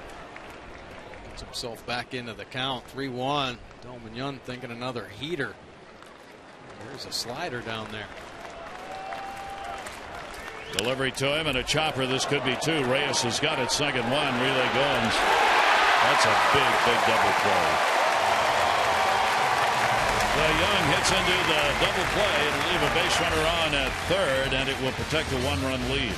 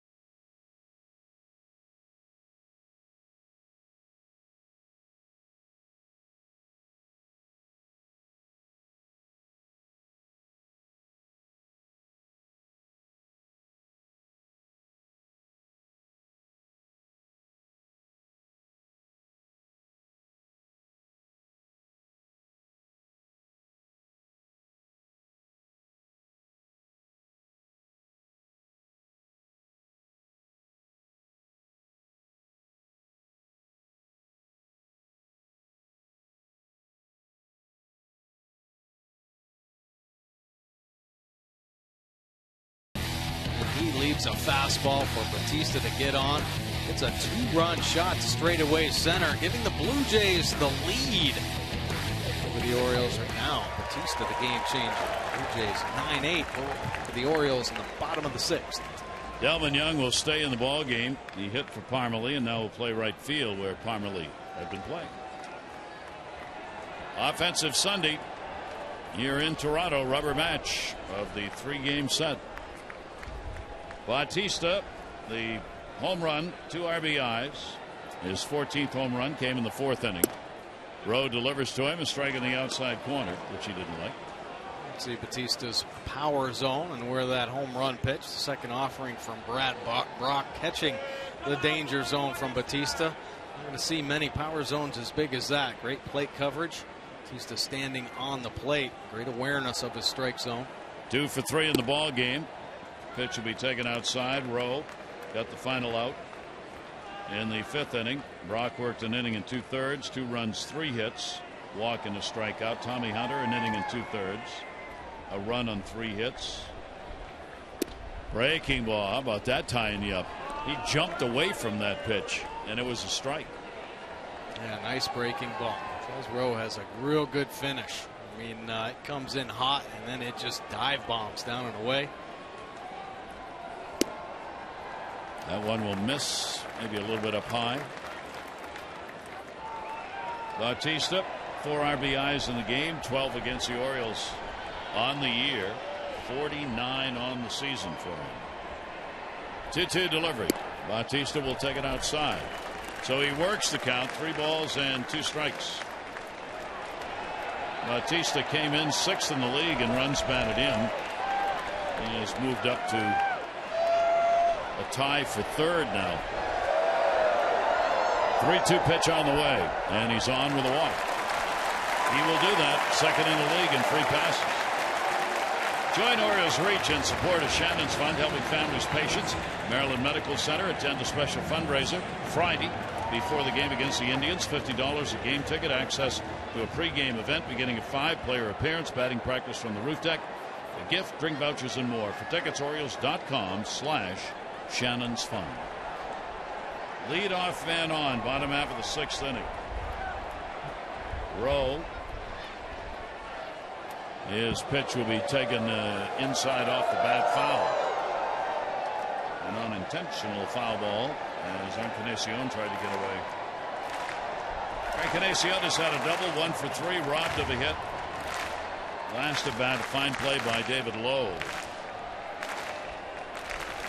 A ball game loaded with base runners, runs, and hits. Bautista laying back into the bag.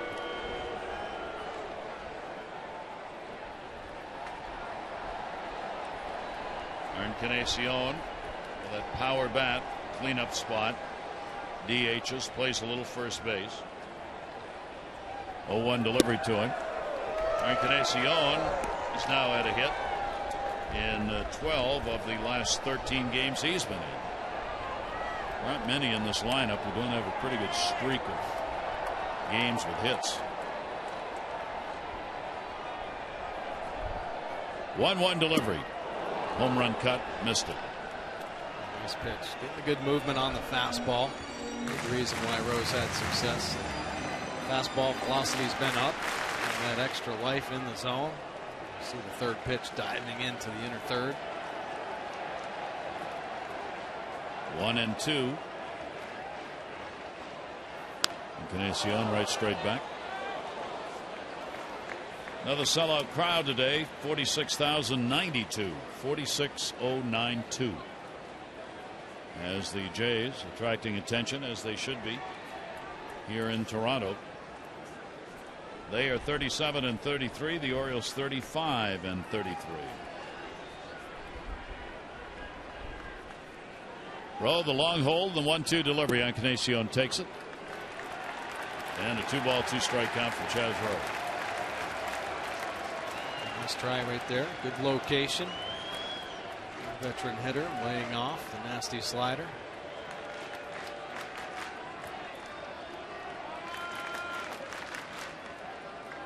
Bautista off first, not running. 2-2 will be up high. Full count again. Do a good job to get ahead some tough hitters, and then you try to work the perimeter and hope that you just fool them a little bit and take a swing that's a little out of their rhythm, maybe a weaker out or a swing and miss. Encarnacion showing the good patience. And a chopper not hit hard. Hardy will go to first and record the out. It does get Bautista down to second base. This copyrighted telecast presented by authority of the Orioles may not be reproduced or retransmitted in any form, and the accounts and descriptions of this game may not be disseminated without the express written consent of the Orioles. Wishing all dads a very happy Father's Day, and great to have you with us. 9-8 ball game, big 2nd inning, 7 for the Orioles, 6 for Toronto. Orioles have not scored since.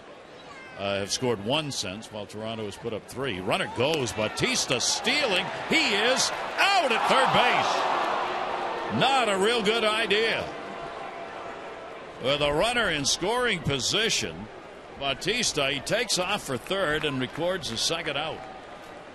Well, you got a little lead.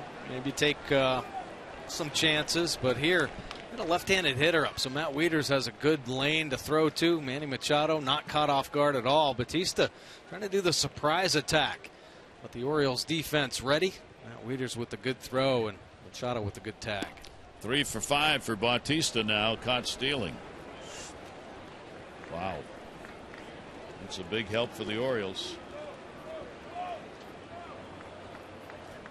Now a 2-0 count and 2 down. Rose delivery and a big swing and a miss. Justin SMOAK at the plate. SMOAK 0 for 3, couple of strikeouts, and he's grounded out. He's only had 1 hit in the series, 1 for 7. 2-1 delivery by Rowe. That'll be outside. 3-1.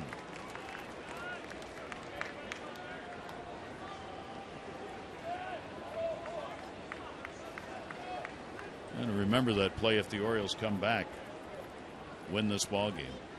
3-1 delivery on the way, fouled away. Yeah, absolutely. I mean, you go back and you rewind most games, there's 1 or 2 parts of a ball game that show up, whether it be a walk or a miscue by a defense or a base running play, that a lot of times changes the outcome and gets overlooked. 3-2 delivery. And a called strike 3. So SMOAK, standing there in disbelief, is retired. Only 3 faced in the inning by Rowe.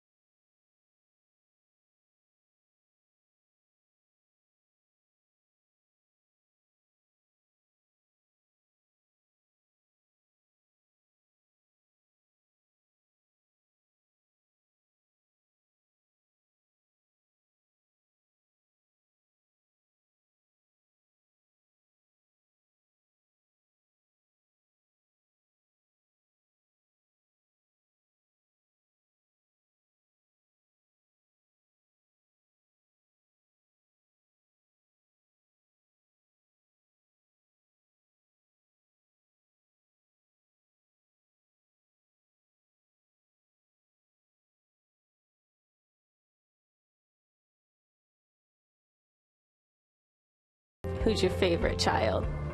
Me. Adam Jones. He's not your child. According to you. No, but I don't have any favorites. I treat all of you the same. You should know that. Your family hug. Oh, my.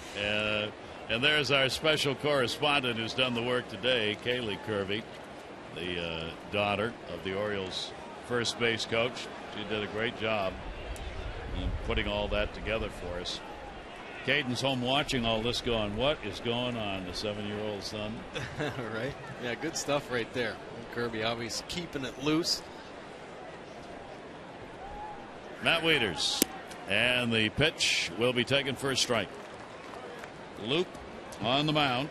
Wieters struck out, walked, base hit. He has scored a run in the ball game. And that pitch will be taken inside. So Luke being asked to go through these middle innings after taking the loss in the ball game yesterday. And that will be just a little bit outside. Delabar, Steve Delabar, whom we've seen in the series. 2-ball, 1-strike count on Wieters. Matt takes it. It's on the outside corner for a strike. Wieters 2 for 2 off Luke.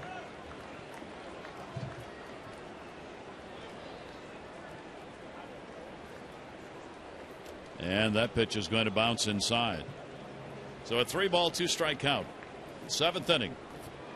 The Orioles trailing by 1. Toronto 9-12-1. The Orioles 8-10-0. 5 left on by Toronto, 4 by the Orioles. Both teams with lots of scoring opportunities in the game, and they've taken advantage of them. 17 runs, 22 hits combined. And a little ground ball to third. He had to reach for that one. Donaldson had to wait for it. Gets the out. Let's open up our Major League Notebook. Take a look at our Sunday column. It's on Cecil and Prince Fielder. They have had their difficult moments, but things are much better now. And watching him, said the son, in the playoffs was the first time. He did it really well. He was locked in. I was proud to see that. His dad, one of his favorite memories, the one when he was taken in the first round of the 2002 draft. That from T.R. Sullivan at MLB.com. Dad said, for a father, it doesn't get any better than that on draft day. And it's great to see they've patched things up. There were some times there where they weren't talking. Yeah, it really is. Both incredible major league players. Tell you what, Prince Fielder turning things around down there in Texas. He's been on fire offensively. Leading DH in the American League in about every category, and not just as a DH, but also in the Triple Crown categories. He's been there all year. Big shift put on here. Davis, home run, his 15th, 5th inning. 2 for 2 and a walk in the ball game. Chris now with 3 home runs against Toronto. Pitch not called a strike. You saw that one held for a long time by Russell Martin. And that sweeping slider. Martin wanted it off the plate, but it stayed on the plate. So we wanted to make sure Dale Scott got a good look at it. Didn't get the call. 1-2 delivery, fouled off. Chris has had 6 RBIs in the 12 games against Toronto this season.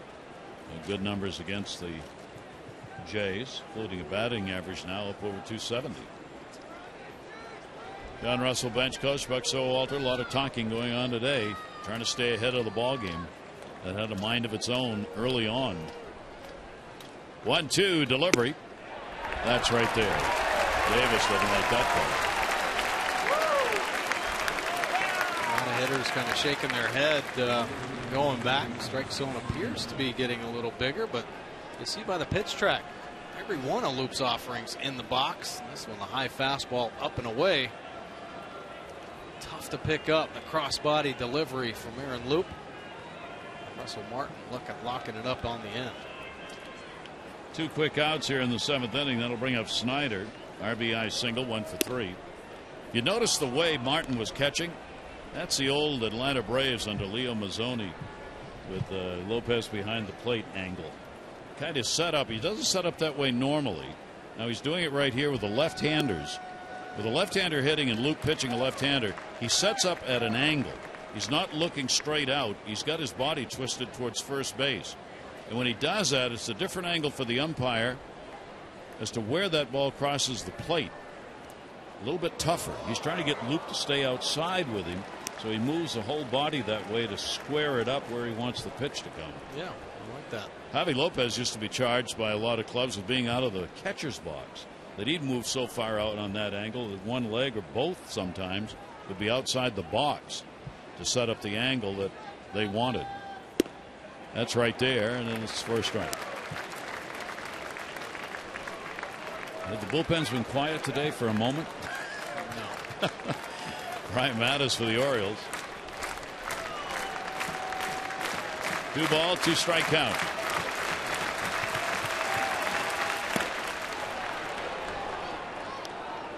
It's putting it pretty much where Martin wants it. Count goes 3-2. 2 down, nobody on. 7th inning. 1-run ball game, 9-8.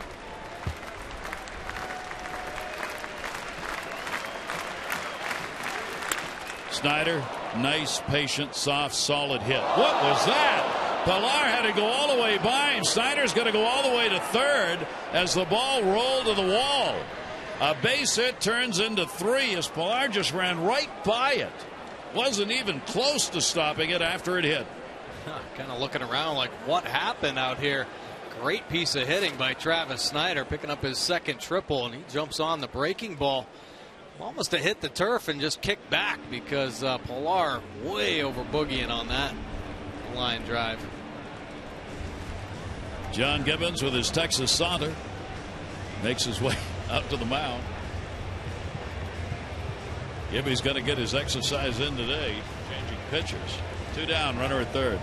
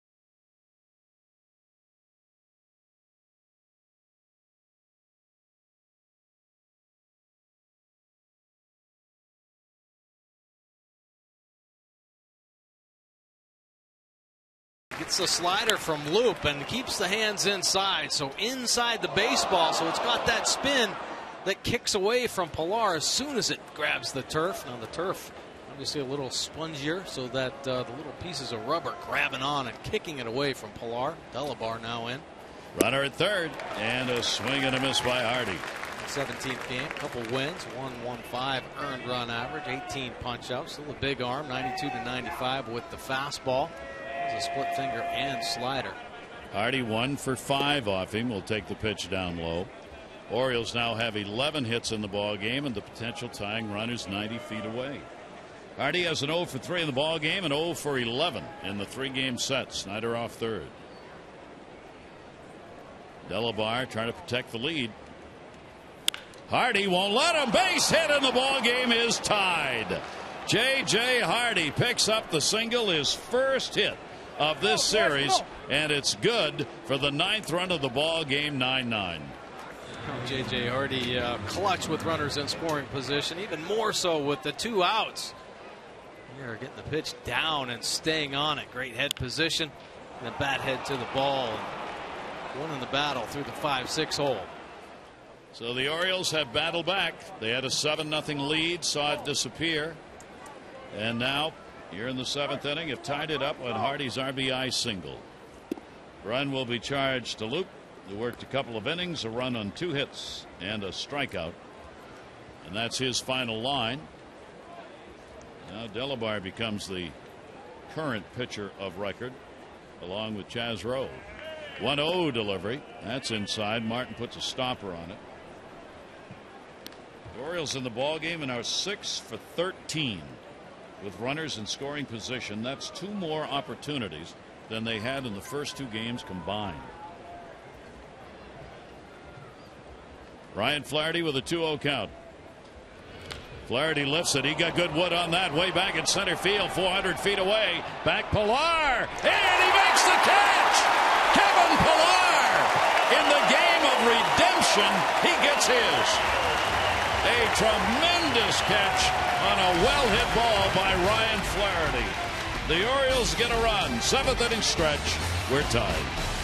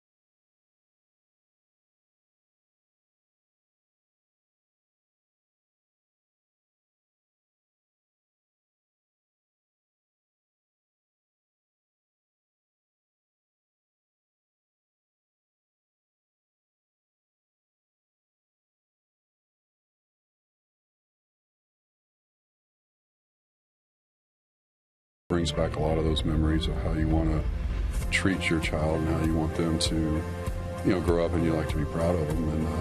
And each and every day that you're with them, you continue to be more and more proud. And I think that's the biggest thing for me is the pride that you feel watching them grow up. And the change of lifestyle for you is different, but it's very enjoyable. There's nothing like having a child. Orioles bench coach, former manager John Russell. So was Wayne Kirby was talking about Adam Jones. Was John Russell talking about Matt Wieters? Seems to be one of his children too. Brian Mattis now in out of the pen. 48% fastballs. Has the breaking ball and change to go along with it. What a ball game. Bottom half of the 7th. See Brian's numbers on the year. 2.91 earned run average. Has been pitching very well recently. Just 1 earned run in his last 8 appearances, holding opponents down 231. Lefties just 184 off Mattis. Russell Martin 1 for 9, lifetime off Brian Mattis. Will take the pitch inside and low. Martin's had a double, single, has struck out. He has scored 2 runs in the ball game. Each team identical 9 runs on 12 hits. Chaz Rowe, an inning and a third, gave up 1 walk and held him. That'll be in the inside corner for a strike from Mattis. Well, Brian now the pitcher of record for the Orioles. Each starter won an inning and a third a long time ago in this ball game. 1-2 delivery. Tillman gave up 6 runs, 6 hits. Scott Copeland gave up 7 runs on 8 hits. And the bullpen took over. There's Michael Givens. He's warming up in the bullpen. 2-2 delivery on the way. And a swing and a miss. And Brian Mattis gets a strikeout. That is a nice breaking ball from Brian Mattis. Typically likes to go to the change to the righties, but a great finish on the curve to get Martin. It bury itself down and in. Great pitch. Brian Mattis with the out. Carrera, home run, his first of the year, 3 RBIs, second inning. Picked up another base hit in the 5th. He'll foul that one back trying to get on. He had Brian Mattis and Manny Machado coming in a hurry.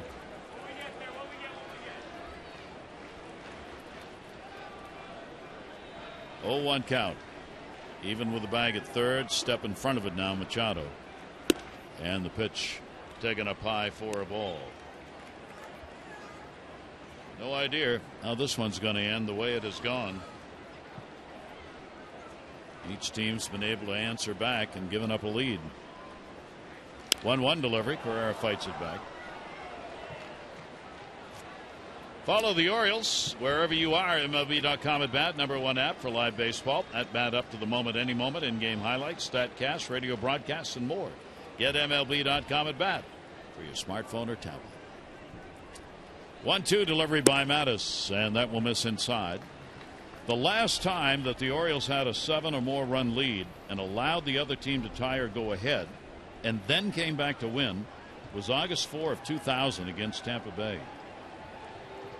They had an 8-1 lead in that game. Tampa Bay came back to tie it, and then the Orioles won it 10-9 in 15 innings. Strikeout number 2. Carrera's gone. 2 down. Boy, a good pitch, good fastball here. Sneaking it by Carrera, driving it to the bottom of the zone. Matt Wieters hanging on. It's a piece of it. 2 away, nobody on. Bottom of the 7th inning. Pilar coming up, his 6th home run, solo shot in the 2nd. RBI base hit in the 3rd. He had back-to-back home runs with Carrera in that inning. Toronto was trailing 7-0. The Orioles 7 runs, 7 hits in the 2nd, and they came back in their half and got 6 runs on 7 hits, and then would tie it up in the 3rd. 1-0 delivery by Mattis. Oh boy, look out. The whirly bird bat all the way down to the third baseline box seats. Oh, that's a long bat toss there. He's done it a couple times in this series.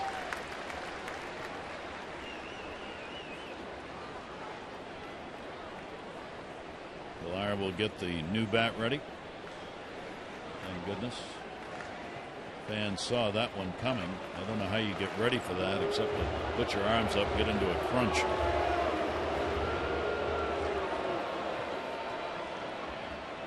Yeah, you got to get in the prevent there, duck and get under the chair. 1-1 delivery on the way, and strode into that one and fouls it back. Kevin Pillar with a 1-ball, 2-strike count. Pillar's 2 for 2 off Brian Mattis. Mattis, a couple of strikeouts to start this inning. 1-2 delivery on the way. Turns him on a pitch that was also up. This will be Mattis' third game against the Blue Jays this year. 5 innings, 2 runs, 7 hits, a walk, and 2 strikeouts this year against Toronto. 2-2, foul back. Or maybe fair. Nope, foul territory. WIETERS a long way down the line. He'll put it away. So 1, 2, 3 innings, 7 complete. Ball game tied up 9-9.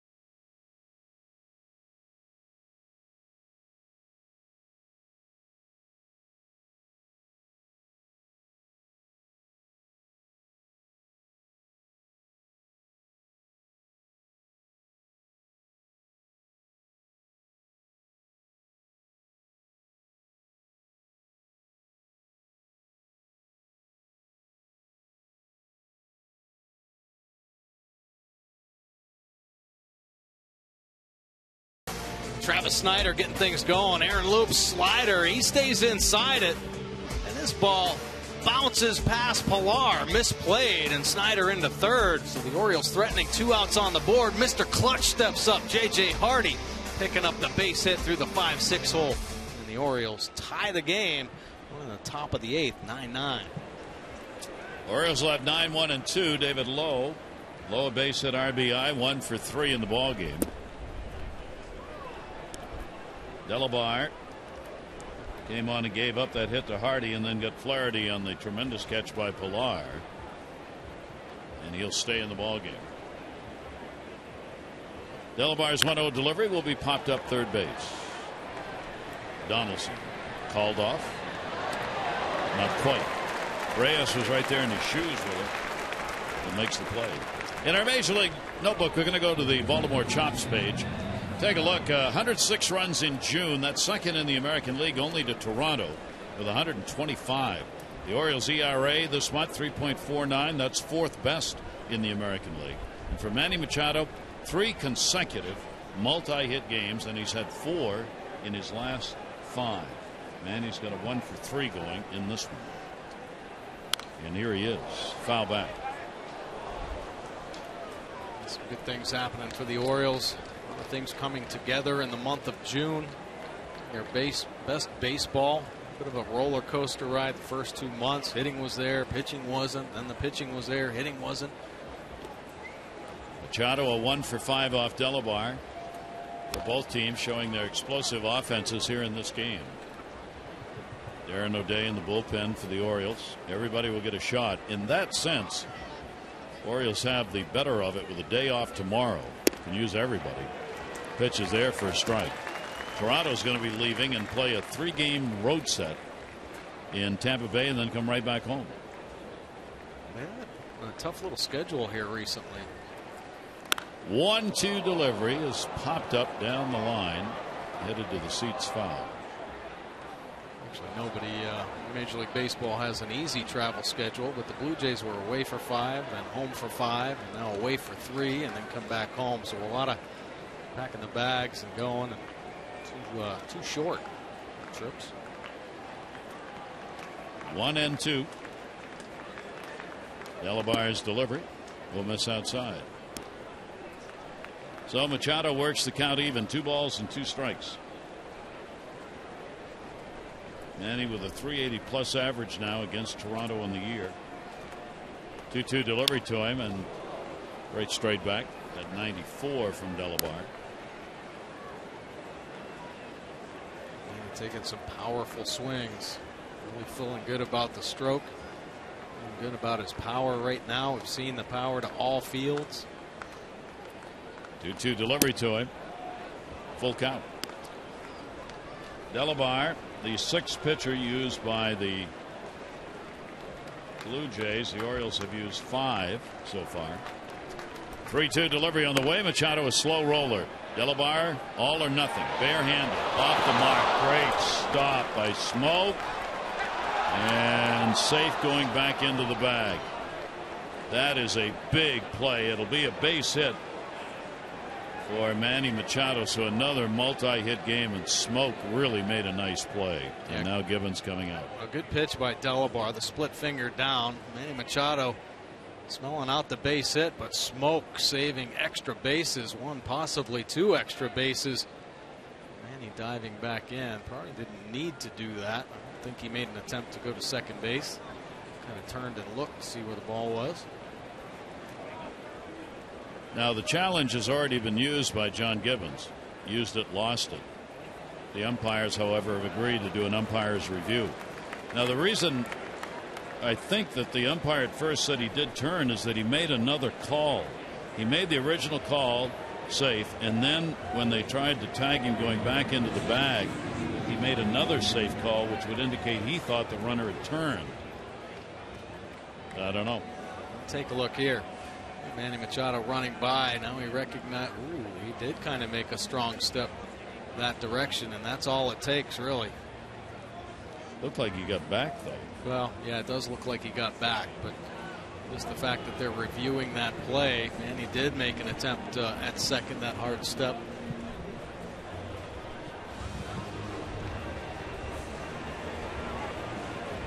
So, umpire review. Crew chief agreeing to do it.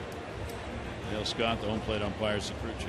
And they're just checking the safer out call at first base. It appeared that Manning was safe getting back into the bag. Nothing to lose, I guess, in this type of ball game, especially if the umpires are going to be kind enough to go review it. If you're out of calls, see SMOAK reaching back, and Manny's hand just getting in there again, much like the pickoff play that they reviewed on Machado.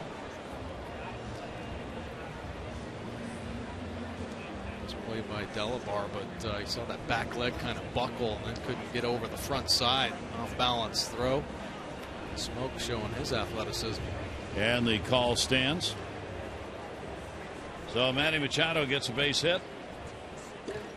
He is on at first. The potential go-ahead run for the Orioles in the 8th inning. The Orioles, that'll be their 13th hit of the ball game. 1 down. Jimmy Paredes coming up in the number 2 spot. He's had a 3-hit game. 2 singles, a home run, his 8th of the year. That home run in the 2nd inning, good for 3 RBIs. So Delabar with 1 away will have the infield behind him at double play depth. Paredes 0 for 1 off Delabar. Goes after it, pops it up down the line again. Long run Donaldson, and no play. Paredes already shown the power the other way. Delabar starting him off with that fastball away, but in this situation, Manny Machado at first, the hole open, so Paredes might have that in the back of his mind. Opportunity to pick up a base hit there and advance Machado over to third. 0-1 the count. One's going to miss away. 1 ball, 1 strike count. So in a ball game with all these runs and all these hits, you get the crunch time and you're looking for one. I mean, you want more, but both teams now trying to get a lead, and one more may be enough to win the ball game. Another slow roller. That one bites and goes foul. Take a look at Jimmy Paredes' home run back in the second inning.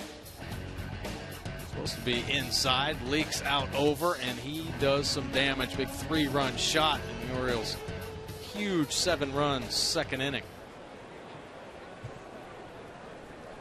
Paredes coming back with a 1-ball 2-strike count on him.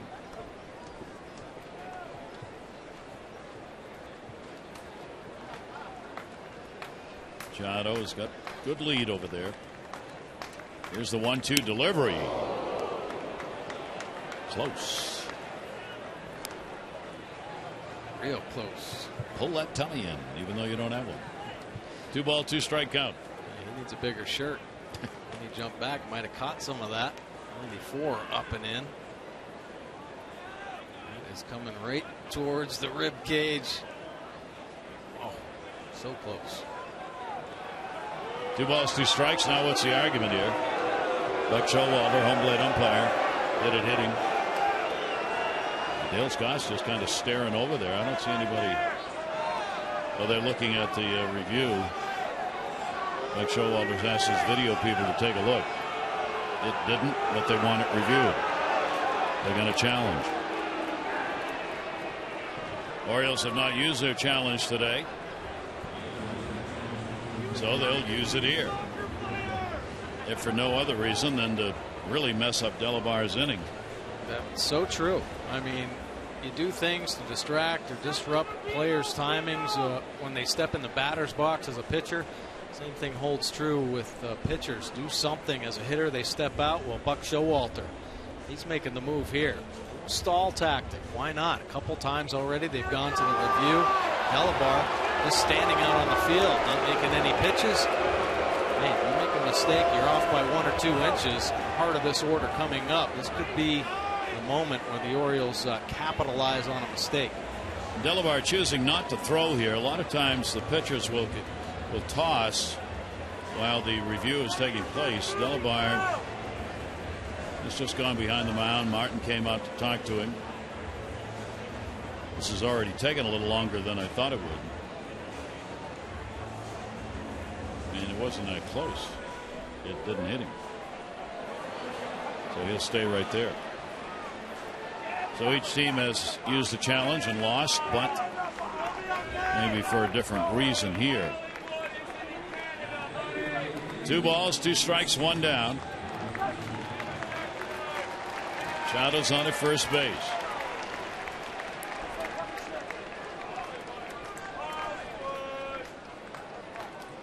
Delabar with a long wait. He'll warm up by throwing over to first. That's a smart play right there. A little bit of a kind of a timeout right there. A lot of times base stealers, that's the time to go. Lose your focus. Take advantage.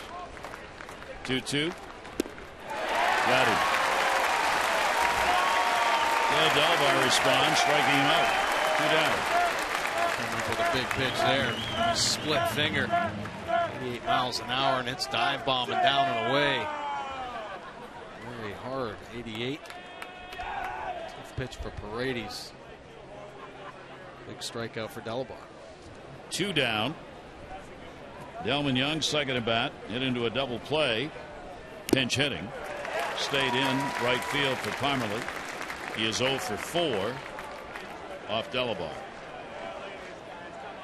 2 down. Manny Machado at first base. Ball game tied at 9.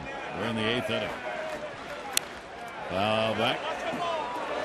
Quick 2-strike count at 94 on the fastball.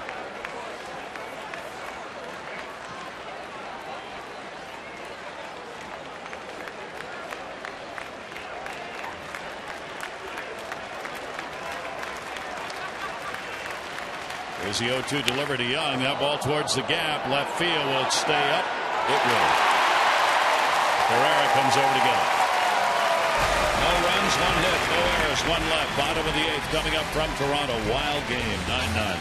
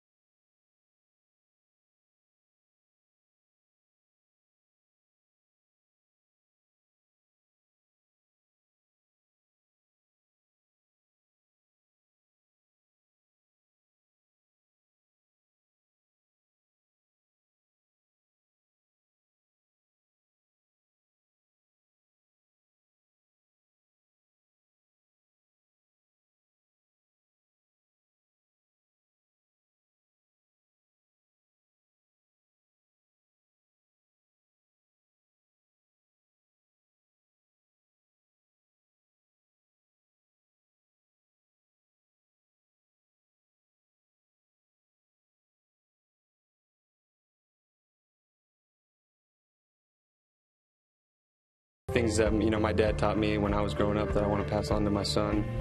And I think a lot of that's just how to treat people, to be respectful and things like that. That I want to make sure that I set a good example for my son. I want him to do whatever he wants to do. Being in baseball so long, if he wants to play, then I'll be supportive. And if he wants to do something else, my wife, she's a lawyer, so if he wants to follow in that footprint too, I have no problems with that, just as long as he's happy. Zach Britton. Yeah, lawyer's good, right? Lawyer's good. Can be a lawyer or a recovering lawyer. Either way, it's good. Deanna Navarro is going to pinch hit. Goins at a 1 for 3. This is the number 9 spot. Brian Mattis stays on. And the pitch will be taken inside for a ball. Bottom half of the 8th inning. Navarro with a 4 for 9 off Mattis. 1-0 delivery to him. That's outside. Top of the order, Reyes, Donaldson will be due up for the Jays here in the bottom half of the 8th.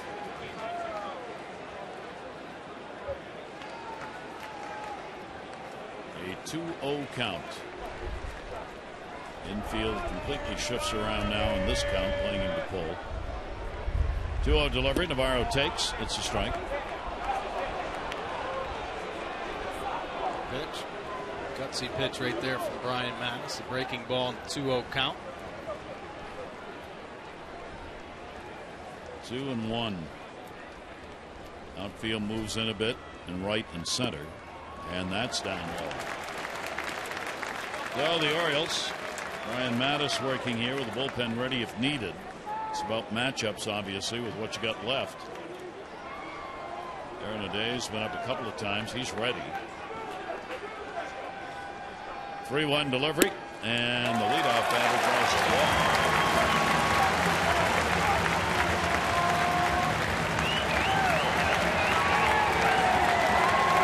Take a look at our Major League notebook. This is from Tyler Kempner of the New York Times, talking about be careful on teams that make a big splash in the offseason. Consider the Marlins, the Padres, the Red Sox, the White Sox all made major moves last winter, entered the weekend with losing records. Marlins, Padres have fired their managers. Boston and Chicago last in their divisions. And each one of those teams, as Tyler noted, was highly touted preseason. Yeah, absolutely. You make your moves and you hope that everybody fits together. The chemistry works well. And the Blue Jays made some big moves too. Kawasaki's the pinch runner. That was the big hand. Kawasaki just got called back up. Fans love him here. Bundle of energy, veteran player. So he comes on to run for Navarro. Potential go-ahead run. You saw Reyes square around. Reyes has had a double, 1 for 4 in the game. Manny Machado is in at third base. He does square. He does bunt. It's a beauty. WIETERS plays it. Nice play to get the out. Flaherty coming over to cover. A sacrifice for Reyes. Beautiful play by Matt WIETERS. Obviously preparing for the bunt. Great speed of Reyes. Perfect bunt there. Comes out the off balance throw. Looking like a middle infielder there. Right on the money. First out. And Buck Showalter will make his way out regarding the matchups. Aaron O'Day, the right-hander, will come on with Donaldson coming up. Bottom of the 8th, tie game. 1 down and a runner on at second.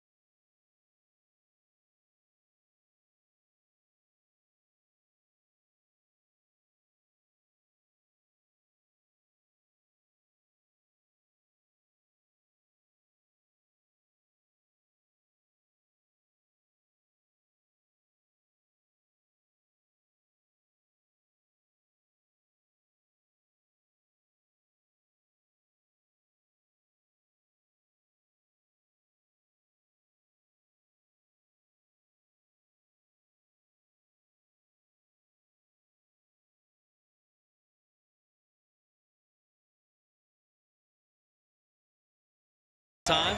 Breaking ball, the sweeping slider 44% of the time. Rare changeup, just 1%. 28 games, 3 wins for O'Day. 1 earned run average. Just a 1. 35 punch-outs, just 6 walks in his 27 innings of work. Couple saves on the year. Opponents hitting 160 overall. Righties down to 141. Lefties just 207. And he is Mr. High leverage situation. High pressure right here. Runner at second base and 1 out. Yesterday, bases loaded, no outs. 3 punch-outs followed. Donaldson is 2 for 9 against O'Day. Kawasaki's the runner at second. He'll be held close by Flaherty, the second baseman. Pitch to Donaldson. Off-speed delivery fools him. Donaldson a double, a run scored in the 4th inning. He is 1 for 3 and a walk. Aaron O'Day with a 9 out of 12. Inherited runners stranded. He's 1-0 against Toronto and 1 for 1 in saves this year. 6th game against them. 0-1 pitch on the way. Donaldson going up and fouling it back. So O'Day gets him right where he wants him here. 0-2. Darren real good at mixing up his pitches, mixing up locations. We've seen him though work the top of the zone. Very effective pitch for him. Kawasaki's secondary lead cut down because of Flaherty's positioning out there. The 0-2 delivery on the way. That's foul.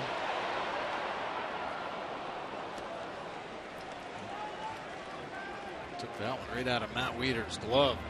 2 strikes you want to protect. You want the ball to travel as deep as possible. You don't get fooled and swing at bad balls in the dirt. He let that one travel as deep as he could, fouling it off down the right field line into the stands. O'Day is going to deliver the 0-2 again. And he gets him. That's O'Day's strikeout pitch up that ladder. It is the rising fastball. Already proved that he's going to swing at the high pitch early in the bat. Second strike, but why not go a little bit higher? He gets Donaldson. Big second out for the Orioles and O'Day. It had to come to this. Baseball is theater. So here we go. O'Day and Bautista. The two kicked off all the flim-flam that's gone on between these two teams over the last 2 years. Runner at second, 2 down. Bautista will take it. It's outside for a ball. Bautista's 6 for 17 off O'Day with 4 home runs. Picked up the base hit in last night's ball game, but here open base. So Darren O'Day is going to be careful, work the edges. He's already had a 4 RBI day. On his 14th home run, got 2 bases loaded single, 2 more. Drawn a walk, popped out. Pitch will be up high. 2-0. Encarnacion DH on deck. You got Bautista 6 for 17 against O'Day. You've got Encarnacion 2 for 13. Who do you want to face?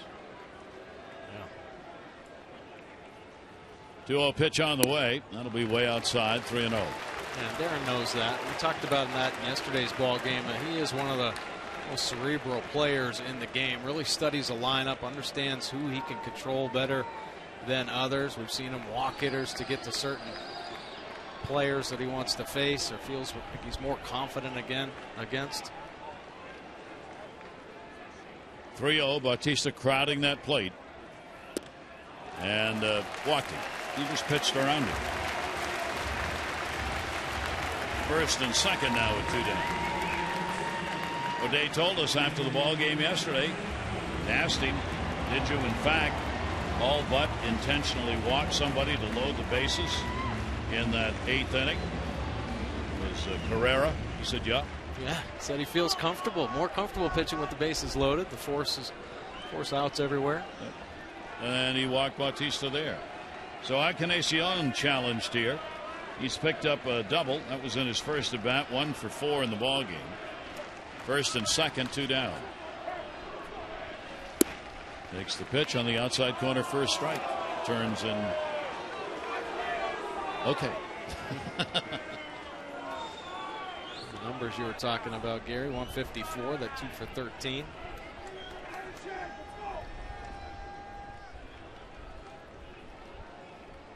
Oh, and 1.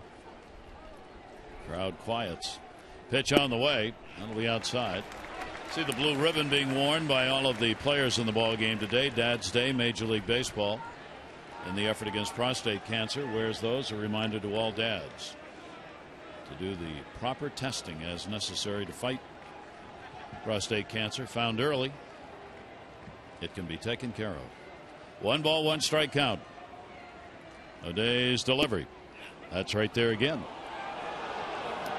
Outside corner pitch, great location, 1-2. A great fastball here from Darren O'Day. First pitch slider.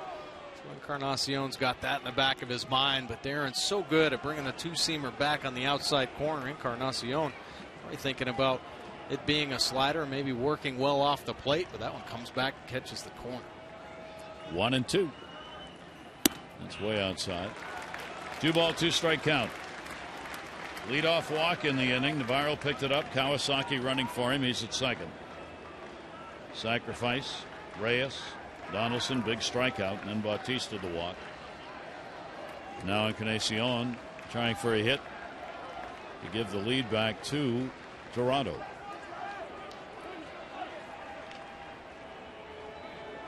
Hitter asking for the timeout and got it.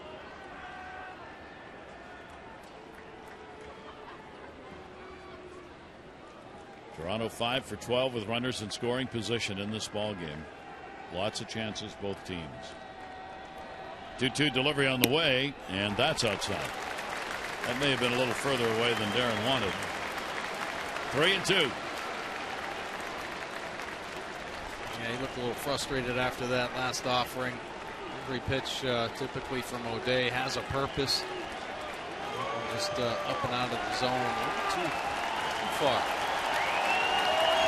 3-2, 2 down. Runners will go.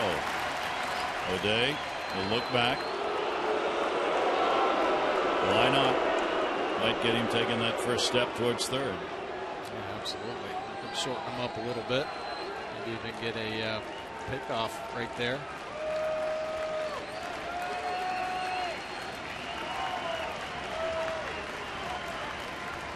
O'Day's 3-2 pitch, and it's foul back.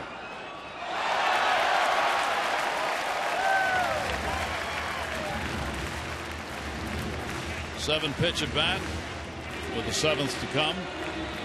This 3-2 count. Bautista's the one you might want to pick off at first. He had an enormous lead, way beyond Chris Davis. Yeah, he's walking it off way down there. He was like halfway down to second base. 3 ball, 2 strike count. Another timeout at the plate.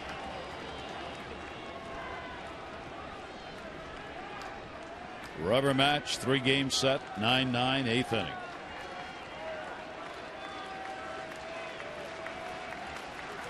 Three-two delivery again, and he fouls it back. Just got it off the handle.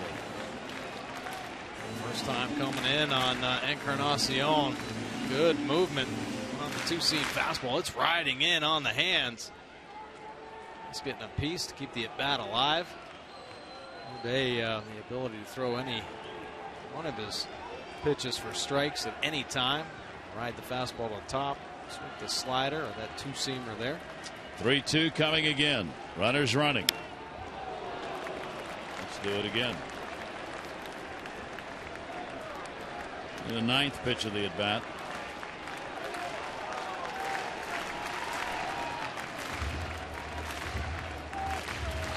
So 3-2 count.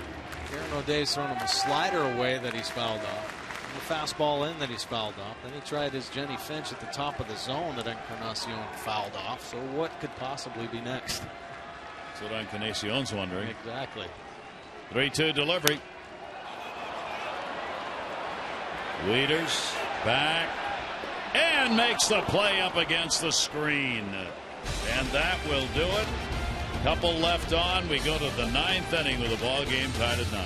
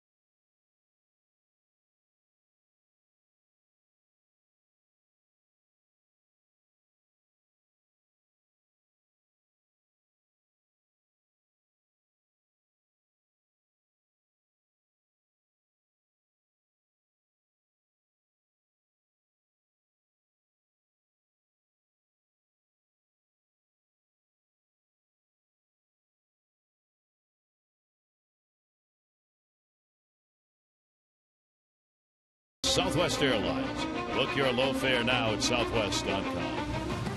Quite a day at the Rogers Center. All about the offense in this rubber match. 9-9, ninth inning. Brett Cecil coming in out of the Blue Jays pen. Been used as their closer here recently. Fastball 56% of the time. Breaking ball 37%. And that changed 7%. Fastball. Full mix of pitches. As the fastball, he works 92 to 95. Curve, cutter, change as well. 25 games. Does have 5 saves. But he has given up runs in 4 of his last 5 outings. So Orioles got to him a little bit the first game of the series. He'd walk away with the save, though. And Brett Cecil starts his work here in the 9th inning. Kawasaki stays in the ballgame at second base. Goings out. WIETERS, base hit, walk, strikeout, ground out. 0-1 delivery to him. Matt reaching with one hand will foul that one off. WIETERS 2 for 12 against Cecil.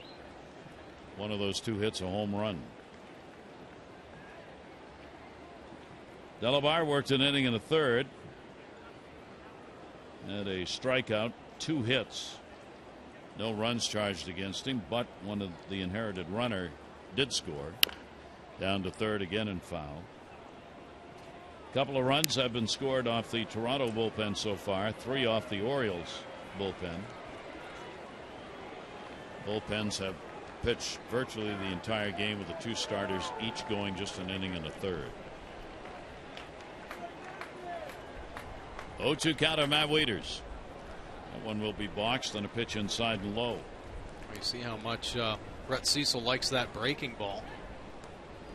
If he gets ahead, he is going to go to it. Go-to pitch. Likes to bury it down in the dirt like he has the WIETERS here. 1 ball, 2 strike count. Ground ball to short. Big hop Reyes. 1 out.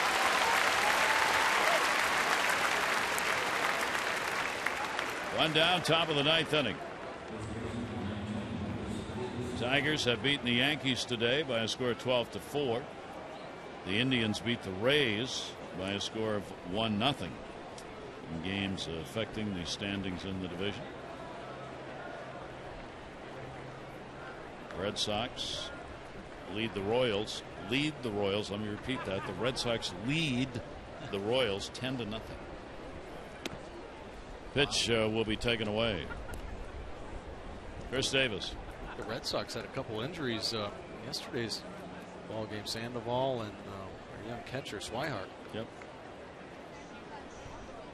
Davis a home run, a single, 1 for 3 and a walk in the ball game. Chris now with 15 long balls on the year. Cecil gets the pitch in for a strike 1-1. Davis against him, 2 for 15. Closer coming on, home team tie game, 9th inning. Trying to give yourself your best chance to win it in the bottom half of the 9th. Davis's power zone and pretty much center cut offering on his 15th home run back in the 5th inning.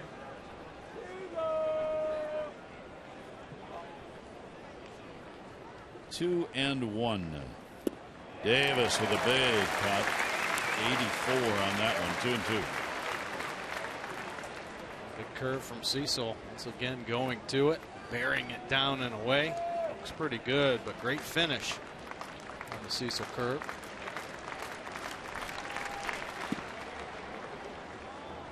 So he'll take it full. 3 balls and 2 strikes. First trying to get on here with 1 down. Snyder due up next. Outfield very deep, protecting against the gapper. 3-2 delivery on the way, and he's on with a walk. So the Orioles will take that one. Day off tomorrow, on to Boston for the Orioles. 3-game set against the Red Sox. You see Red Sox kind of struggling, 6 games back in the American League East. 30 wins, 40 losses. Won 3 of their last 5 games after losing 7 straight offensively, not putting up the numbers, and even pitching wise. Last in the American League with that 4.49 earned run average. Orioles dominating them this year in the series, 7-3. Orioles are getting ready to send Reimold out. Reimold will be on for Snyder against the left-hander Cecil, with a runner on at first base and 1 out. Reimold's gone 5 for 14 off Cecil. Snyder 0 for 1.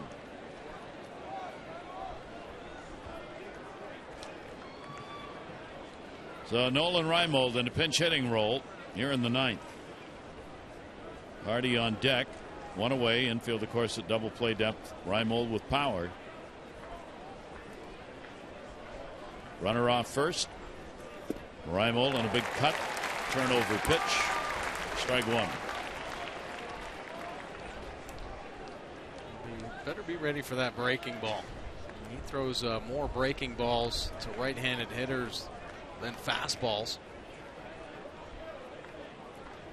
0-1 delivery. You see why. Pretty darn good pitch.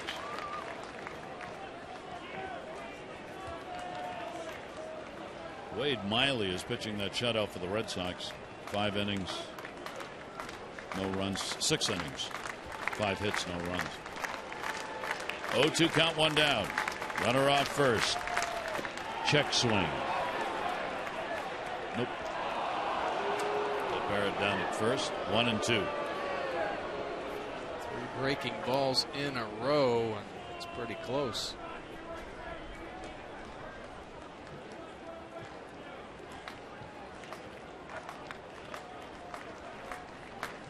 Reimold with a 1-2 count. Not a big lead for Davis at first.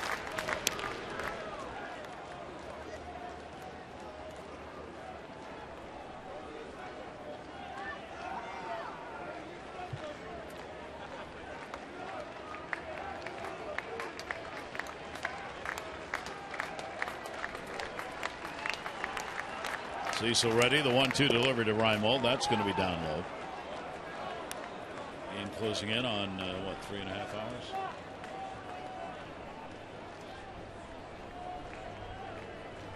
Two ball, 2 strike count. 25 hits, 18 runs. That takes time. 2-2 delivery on the way. Bounces and didn't go.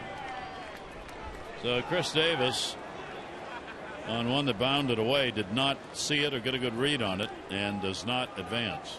It's not gotten a good read. I mean, these type of situations, you got to be ready, especially with a pitcher like Cecil's bouncing his curveball. Good secondary, and granted, Martin's a really good catcher, but if it kicks away that far, great opportunity to get yourself in scoring position. 3-2. Reimold takes it and draws a walk, and Cecil upset. So the Orioles get that runner down to second and another one on at first. 2 walks in the inning to Davis and Cecil with 1 down. A couple quick strikes to Reimold. Nice at bat, working the walk. Cecil will get a breather here as Martin comes out. 2 on, 1 out.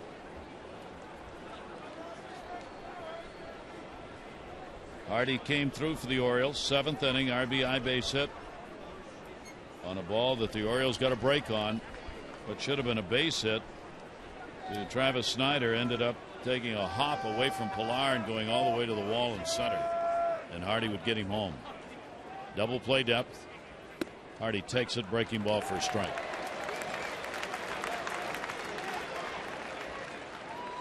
Hardy's 3 for 12 off this left-hander. Only 1 out. Wild cut on a pitch down. 0-2. Real good breaking ball there. And take a look at Martin behind the plate, dropping to the knees. Really kind of hooding that ball with his chest protector. Keeping it right in front of him.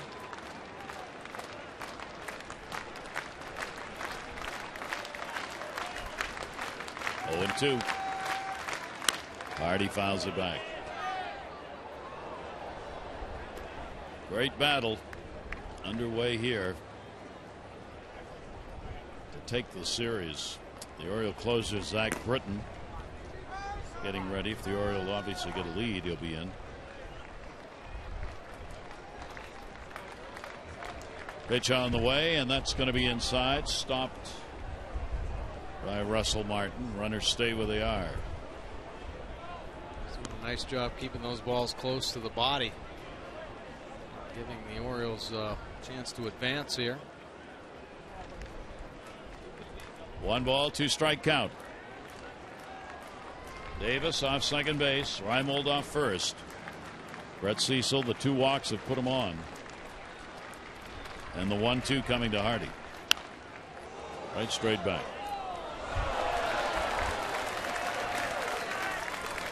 So forcing Cecil to throw some pitches. Magic number for relievers who work an inning is generally 20. Beyond that, the offense starts to gain the advantage. Cecil threw a lot of pitches Friday night. Yeah. 1-2 delivery on the way. Hardy takes it.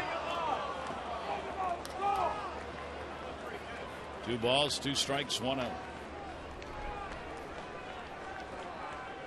Not many left. Ryan Tepera, who we've seen in the series. Who haven't we seen? Cecil worked only an inning, but he gave up 2 runs, 3 hits, as we mentioned in that first game. Here's the 2-2 delivery. Hardy, a little tapper towards the middle. It's through for a base hit. Davis will come around to score, and J.J. Hardy gets it done again. Both Reyes and Kawasaki kind of looked at it, and nobody went after it. And the Orioles have got a 10-9 lead. Wow, nobody wanted the ball in the middle of the infield. And Chopper. Expect both with good range. Reyes stops. Reyes just stops. It kicks off the dirt and out into center field. Chris Davis able to score easily. Nice break for the Orioles. So Hardy, a 2 RBI day. A couple of big hits in this ball game. JJ now with 14 driven in. Still only 1 away. Still runners at first and second. Flaherty. He'll take it outside for a ball. Orioles now with 10 runs on 14 hits. And a lead here in the top of the 9th inning. Flaherty got an RBI in the big second inning on a base hit. 1 for 4.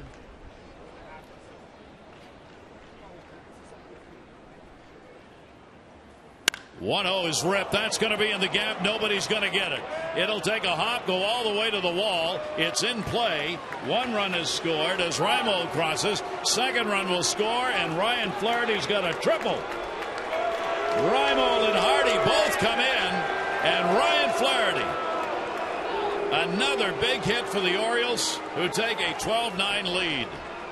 Now the Orioles have had some huge late in the game hits here in this series. They continue here in game 3. Ryan Flaherty, elevated fastball, jumps on it, driving it into the gap. Outfield shortened up a little bit to cut the runs down. So they got a long way to go, and Ryan Flaherty in stride all the way to third base with a couple stakes on the end. 12 runs on 15 hits for the Orioles. Infield in. Low with a runner at third, takes it in the dirt. So Brett Cecil coming on with those 2 walks to Davis and Reimold with 1 down. Both of them have scored. And for Ryan Flaherty, as far as you can put it in the ballpark on a hop that time, picking up his 3rd triple of the year. 1-0 pitch on the way. Lowe will fight it back. So what you got left here, these 2 teams with so many pitchers used. Toronto's got 2. The Orioles have 3. But with the Orioles 3 runs here in the 9th, the one that matters is Zach Britton. Absolutely. May not have to worry about the others. 1 ball, 1 strike count. And that's fouled off at the plate by Lowe. 1-2.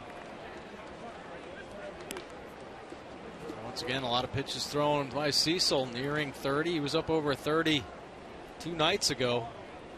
Too many pitches too soon.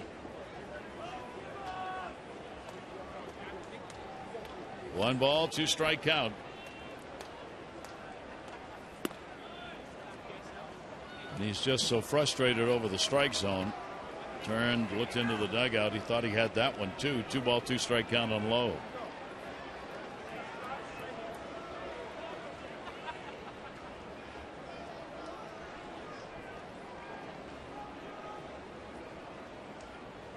Infield stays in.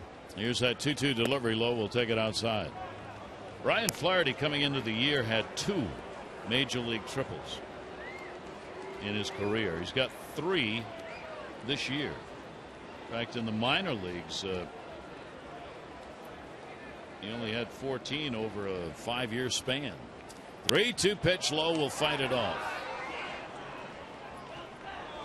Well, the Orioles have battled back again. A 7-0 lead second inning. They saw that disappear. They saw the Jays jump out to a lead in the ball game by 2, 9-7, and now the Orioles have come back and they have put up 5 unanswered runs to take a 12-9 lead. And Lowe will get down swinging. Play made by Russell Martin with first base unoccupied for the strikeout. They're pretty good at bat there. The Orioles, though, in the 9th inning, worked them for a lot of pitches. So Manny Machado is coming up. John Gibbons is on his way back out to the mound. Get the matchup that he wants to have a right-hander against Manny Machado.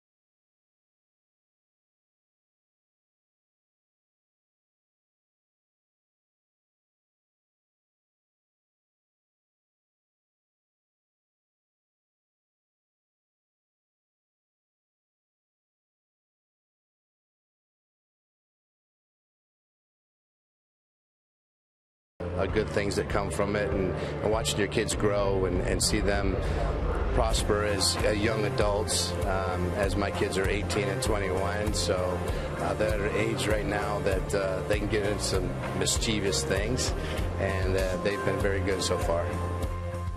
Well, the Orioles hitting coach has certainly seen his part of the ball game on display here. 12 runs, 15 hits. Yeah, you got to be happy about that. Always working, though, right back into the book. Ryan Tepera now into the ball game. 59% fastballs, pretty good one. 94-98 with that pitch. Breaking ball is the slider. Has a split finger to go along with it. 2.84 earned run average for Tepera. Manny Machado, runner at third, 2 down, and right at it for a base hit on the first pitch thrown. Pilar will get it back in. Machado, a 3-hit ball game, his second RBI. And the Orioles have a 13-9 lead. He didn't wait. Did not wait at all. First pitch from Tepera, and this is a rocket. Past Reyes. Gets by him before he even leaves his feet. Ryan Flaherty had the big triple, able to walk home. Cecil will be charged with 4 runs on 2 hits in 2/3 of an inning. 2 walks, they both scored. And a swing and a foul ball. Paredes up. As Scott, home plate umpire, walking this one off. It's Parra with the hard cutter. Working in under the hands, but Paredes fouls it off. It catches Dale Scott on the inside of the shin guard. Unbuckled the shin guard, or broke it. Busted the strap right off.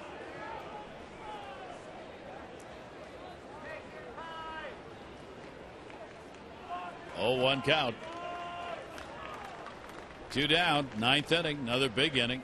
4 runs in for the Orioles in the 9th.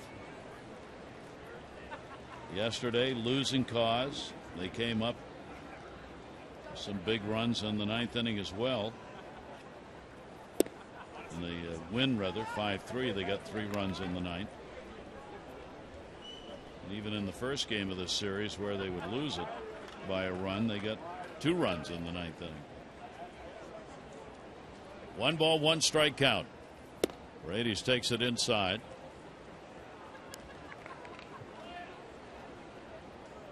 This is big for the Orioles offense. Start doing some damage late in a ball game. They've been kind of quiet. You know, their comeback wins. This might re-energize them. 2-1 delivery on the way.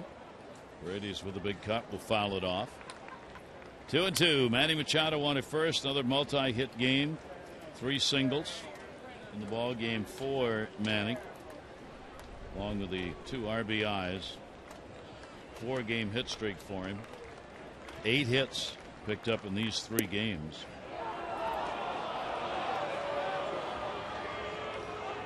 Three and 2. Russell Martin wanted that one bad. A lot of the fans here as well. It's been an ongoing conversation with home plate umpire Dale Scott. 3-2, 2 down. Runner will go. We'll do it again.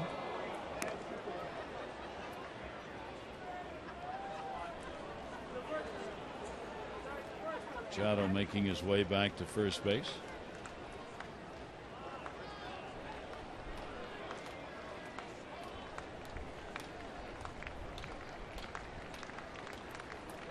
Three-two delivery again, and that's a strike. So Tepera comes on, gets a strikeout, but the Orioles have the big inning. 4 runs. Ryan Flaherty, the triple, good for 2. E2 would come around to score 13-9.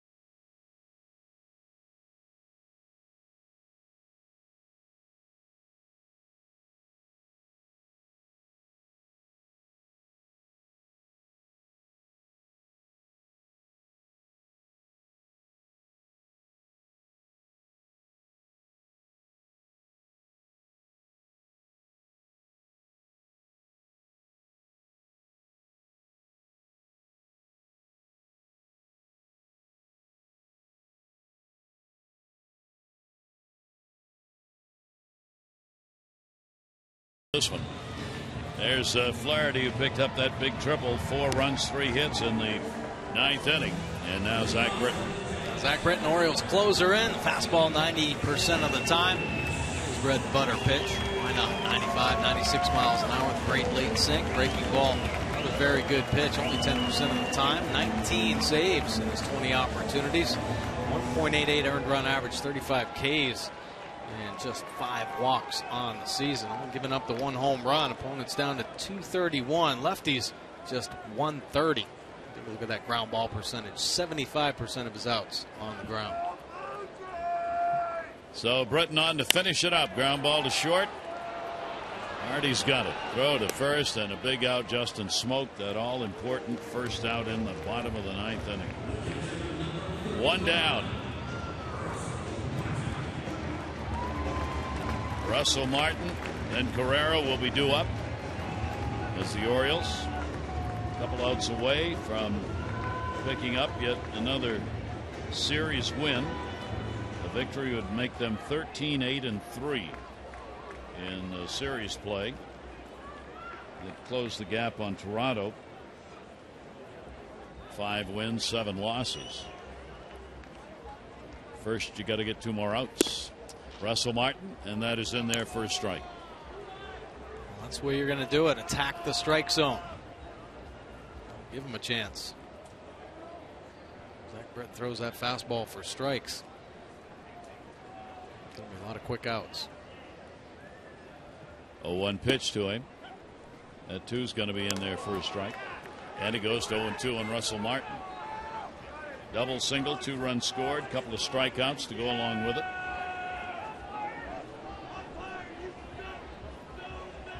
Manny Machado, couple of RBIs. Paredes, 3 RBIs. 3-run homer that he put up. Bottom part of the order for the Orioles. Very active in the ball game today. Chris Davis, RBI in his home run. Snyder, RBI base hit. Hardy's had 2 RBIs coming late. Flaherty, 3 RBIs. Lowe, an RBI. 1 ball, 2 strike count. And takes it. Off speed pitch there, and the count goes to 2-2. A couple breaking balls, maybe just working on that pitch with the 4-run lead.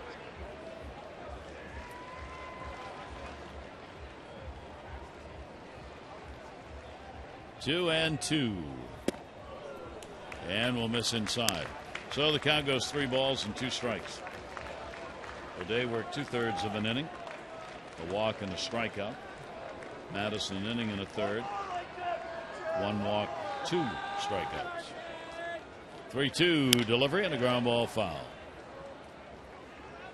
Orioles are going to need the day off tomorrow to recover after all of this. And then Tuesday, Ubaldo Jimenez against Joe Kelly in Boston. Tuesday night, 6:30 O's Extra, 7 o'clock for the ball game. Again, the 3-2 pitch, and walked it.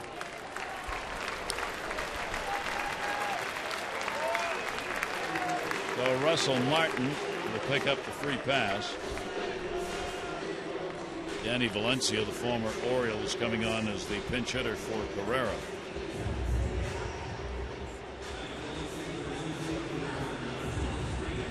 Pretty impressive numbers as a pinch hitter this season. .330. Always done damage against left-handed pitchers. What's kind of kept him in the game. Impressive in his career. That's why he was brought over to the Orioles a couple years ago. Valencia with a runner on at first base. Pitch is on the inside corner for a strike. See the big numbers there. 400 versus the lefties.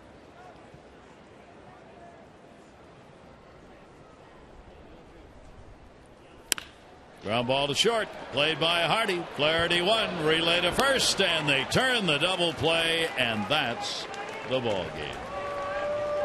So the Orioles come away with a big time win, picking up 4 runs in the 9th inning. It will make a winner of Darren O'Day. O'Day coming on will be 4-0 on the season, and Brett Cecil is going to take the loss. Yeah, very impressive series, I think, by the Baltimore Orioles. Really showing a lot about their character, their makeup as a team. losing that opening game. Of course, everybody knows the Blue Jays have been playing great baseball as well, especially here at the Rogers Center. To come up and end up taking 2 out of 3 the final 2 games really says a lot about this team and their